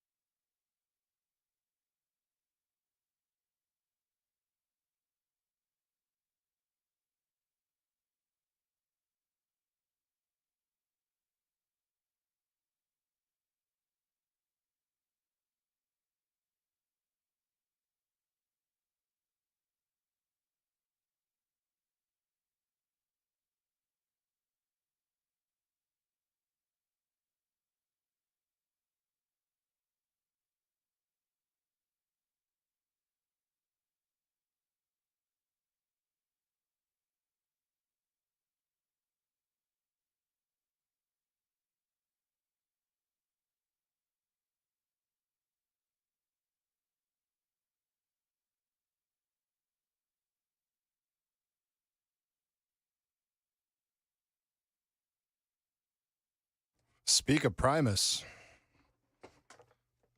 And the devil shows his face. I mean, you call it into existence, and that's what happens. Amen. That's for Weaves. I was a pretty, I was a big Primus. I like Primus. I got some Primus on my phone. Primus, only dudes like Primus. Only guys. Yeah. I mean, I don't know of any women. Brian writes in and says, my wife says Primus and Rush are bands only guys like. I love them both. Rush was great, too. Rush is pretty good. Primus did Tommy the Cat, right? Monday Warrior. What? Primus did Tommy the Cat, right? I think so, yeah. Yeah. Yeah. That's right. That's good stuff. 38 minutes after the hour, Super Talk 99.7 WTN. Yes, it was not just that, and I'll get to your calls momentarily, but I got to get this out. It was not just that Joe Biden decided that Milley and Fauci and members of Congress who served on the Jan 6 committee, that they had to be preemptively pardoned. Oh, no, he was not done there. Joe Biden decided that he was going to give a few others preemptive pardons to include, well, you know, his family. Joe Biden decided to protect his close family. This is CNN writing this article, right? Biden's extraordinary decision to announce pardons for multiple members of his family in the final minutes as president was fueled by, in part, Trump's public vow to appoint a special prosecutor to go after Biden and his family. A number of Biden's family members had testified before a House oversight panel looking into accusations of influence peddling. The stunning move came as Biden was already inside the U.S. Capitol preparing to watch Trump take his oath of office after the two presidents had joined together. I mean, this is just the most disgusting thing. He waited until the last possible minute, knowing. I mean, everything that we have speculated and believed about the Biden crime syndicate is true. All of it. All of it's true. Jim Biden, Francis Biden, I forget his sister's name. Whatever. I have it here somewhere. Jim Biden's wife and his sister's husband. So it's Jim, Francis, Virginia, I think her name is, and their two spouses. 5 Bidens. He's already pardoned Hunter. Jim was all in on this 10% for the big guy crap. Why does this matter? Because Joe Biden used his power as president of the United States of America to enrich his family, primarily his son, but also his brother and himself. When Joe Biden went overseas and threatened the main Ukrainian prosecutor, because he had the audacity to go after Burisma and then told the Ukrainians, you got to fire this guy or you're not getting our money. And he said it publicly. And the media hasn't gone after him one bit. And they still won't. Despite the fact that this is the most naked sort of political favoritism you'll ever see. Now, the media is much more worried about Elon Musk raising his arm in what they are going to describe as some form of Nazi salute, which is ridiculous.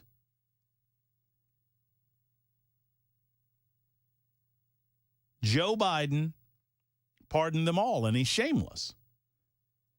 Joe Biden and his corrupt family did every criminal thing that you believe in, that you believe they did, and probably more. They used political power to enrich themselves. They lawlessly and with wild abandon did so. And instead of looking into any of this, the mainstream media, they protected them. Instead of attempting to shine light on this malfeasance, regardless of whether we can punish them now or not, Why would the leftist media not shine light on this? If they believe in a government that does not allow our elected leaders to enrich their family members in the manner in which the Biden family clearly has done. They have no shame. If they did, they'd be ashamed. Oh yeah. Joe Biden. The same guy who said, give me a little audio there, same guy who said this in 2020, Joe Biden. President Trump is reportedly considering a wave of preemptive pardons. Does this concern you? All these preemptive pardons? Well, it concerns me in terms of what kind of precedent it sets and how the rest of the world looks at us as a nation of laws and justice. You're not going to see in our administration that kind of approach to pardons. Well, something changed his mind, didn't it? Oh, they'll say, oh, well, Donald Trump said he was going. If you didn't do anything wrong, what can Donald Trump do to go after you? Sir? Before I get too caught up in it, let's find Nick, who is in the borough, and we love the borough. Hello, Nick. How are you? Hey, man. Doing pretty well. How about yourself? I'm great, man. Thank you for calling. Hey, me and my buddy were just curious. We're on a car ride home. We were wondering, how long do you think it'll take to see the effects of Trump's new laws and executive orders that he's writing into office now? Well, some of the executive orders, it'll be pretty quick. I mean, Donald Trump's not writing any laws. That's the role of Congress. But he is signing a number of executive orders that, are under the umbrella of what he can do as the chief executive officer. I'll give you an example of an impact that you're going to see. You actually kind of started seeing this impact even before he became president. Apparently, there was a good amount of self-deportation, particularly amongst individuals that had just come into this country and they recognized that they were probably going to be deported anyway. He's declaring a state of emergency at the southern border, which gives him the ability to post military personnel during that state of emergency down at the southern border. So you're probably going to see an end to the illegal aliens coming across the southern border. I think the economic issues, that's a little more of a sticky wicket. It's going to take a little longer on those economic issues. He signed a couple of executive orders to try to deregulate the business sector in an effort to stimulate the economy and with some degree of immediacy. But I think that's going to be more like a 6 to 12 month deal in terms of inflation and whatnot. Yep. What do you think about the ERS when that gets into effect? The ERS? What's the ERS? I should know that. External Revenue Service. You say he's talking about making an external revenue service for all the tariffs and all that. Oh yeah, instead of the Internal Revenue Service, the External Revenue Service.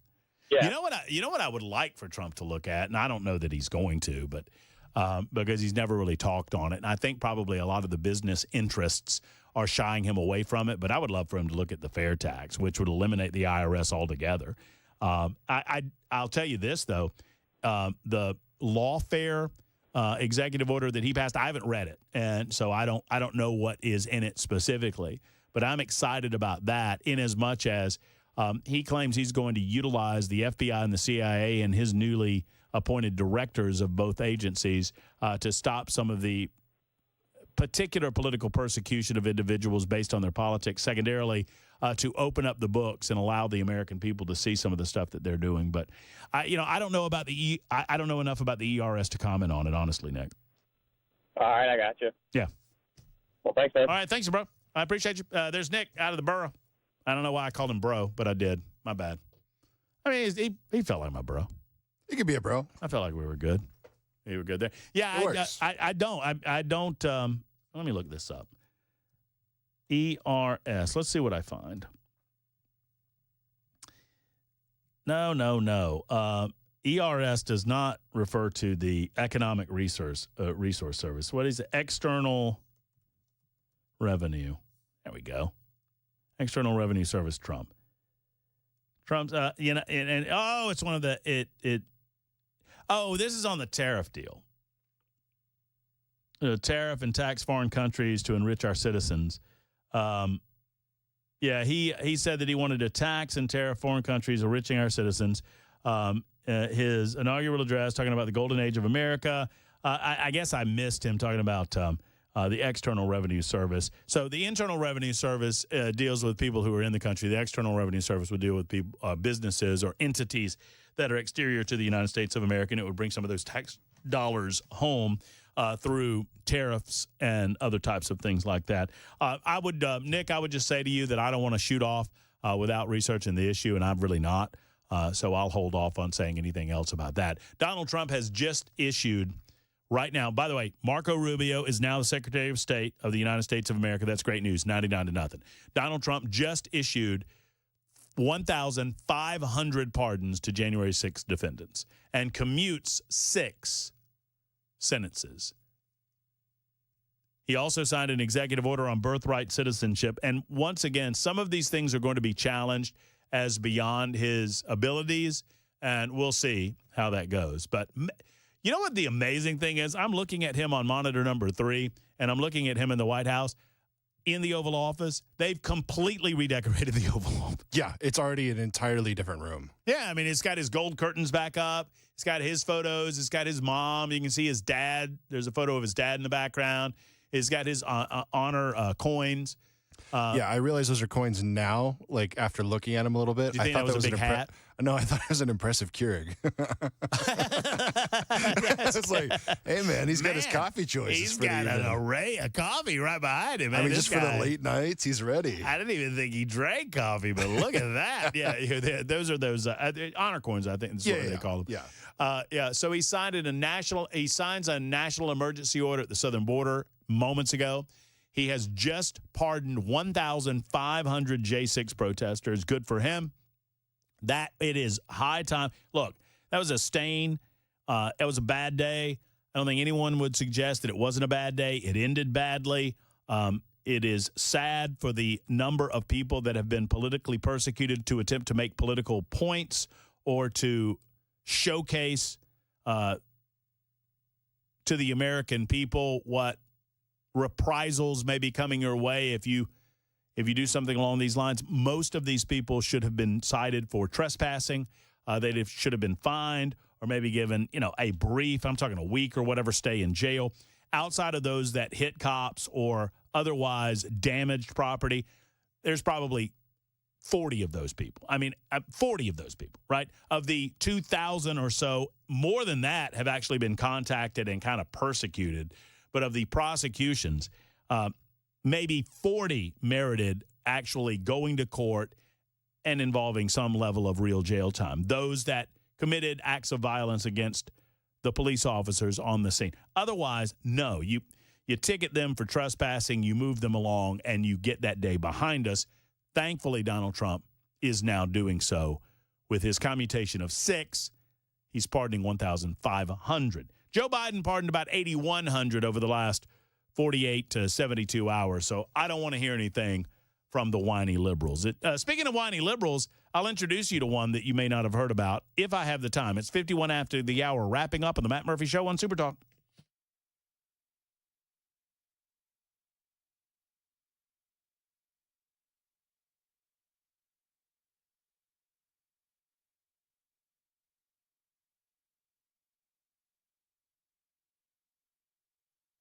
Hello, friends. Matt Murphy for Savory Spice. 2 locations to serve you and your family at Savory Spice.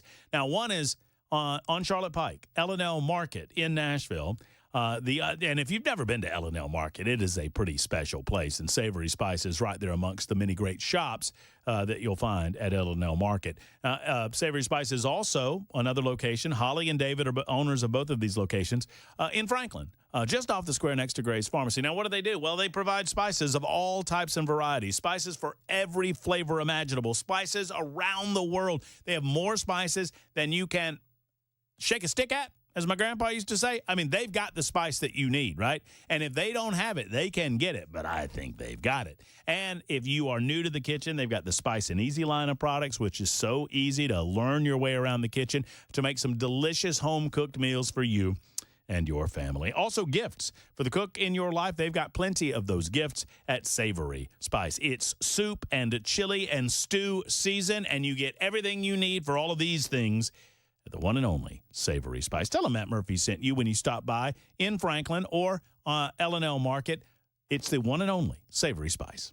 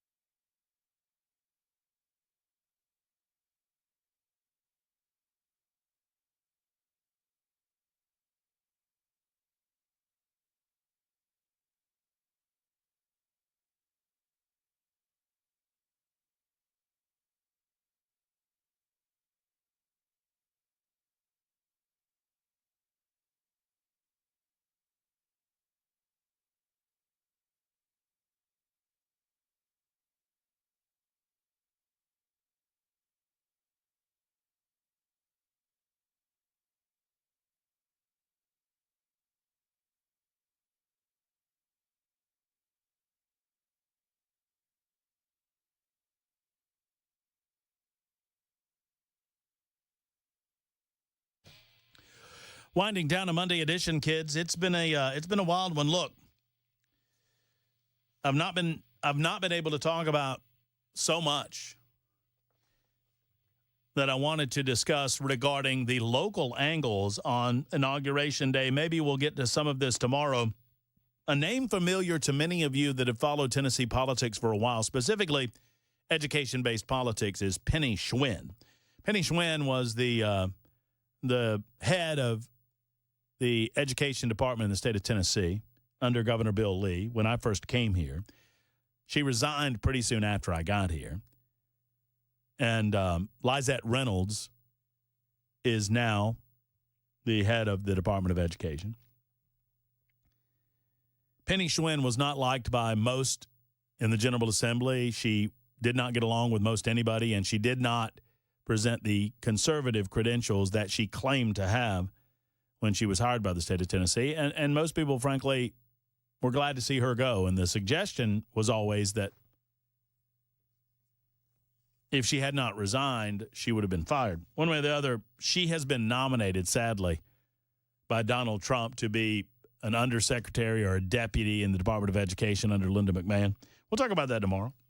We'll talk about Locks for Trump. You know, a number of you have asked me, what are we going to do? Are we going to have some sort of charitable component? We'll perhaps do that tomorrow as well. I won't get to Harry Sisson, who was 56 seconds. You can find me at Matt Murphy Show on the X machine, at Matt Murphy Show. 56 seconds this dude had a clip. He had to clip it 6 times just to whine about Donald Trump's inaugural address.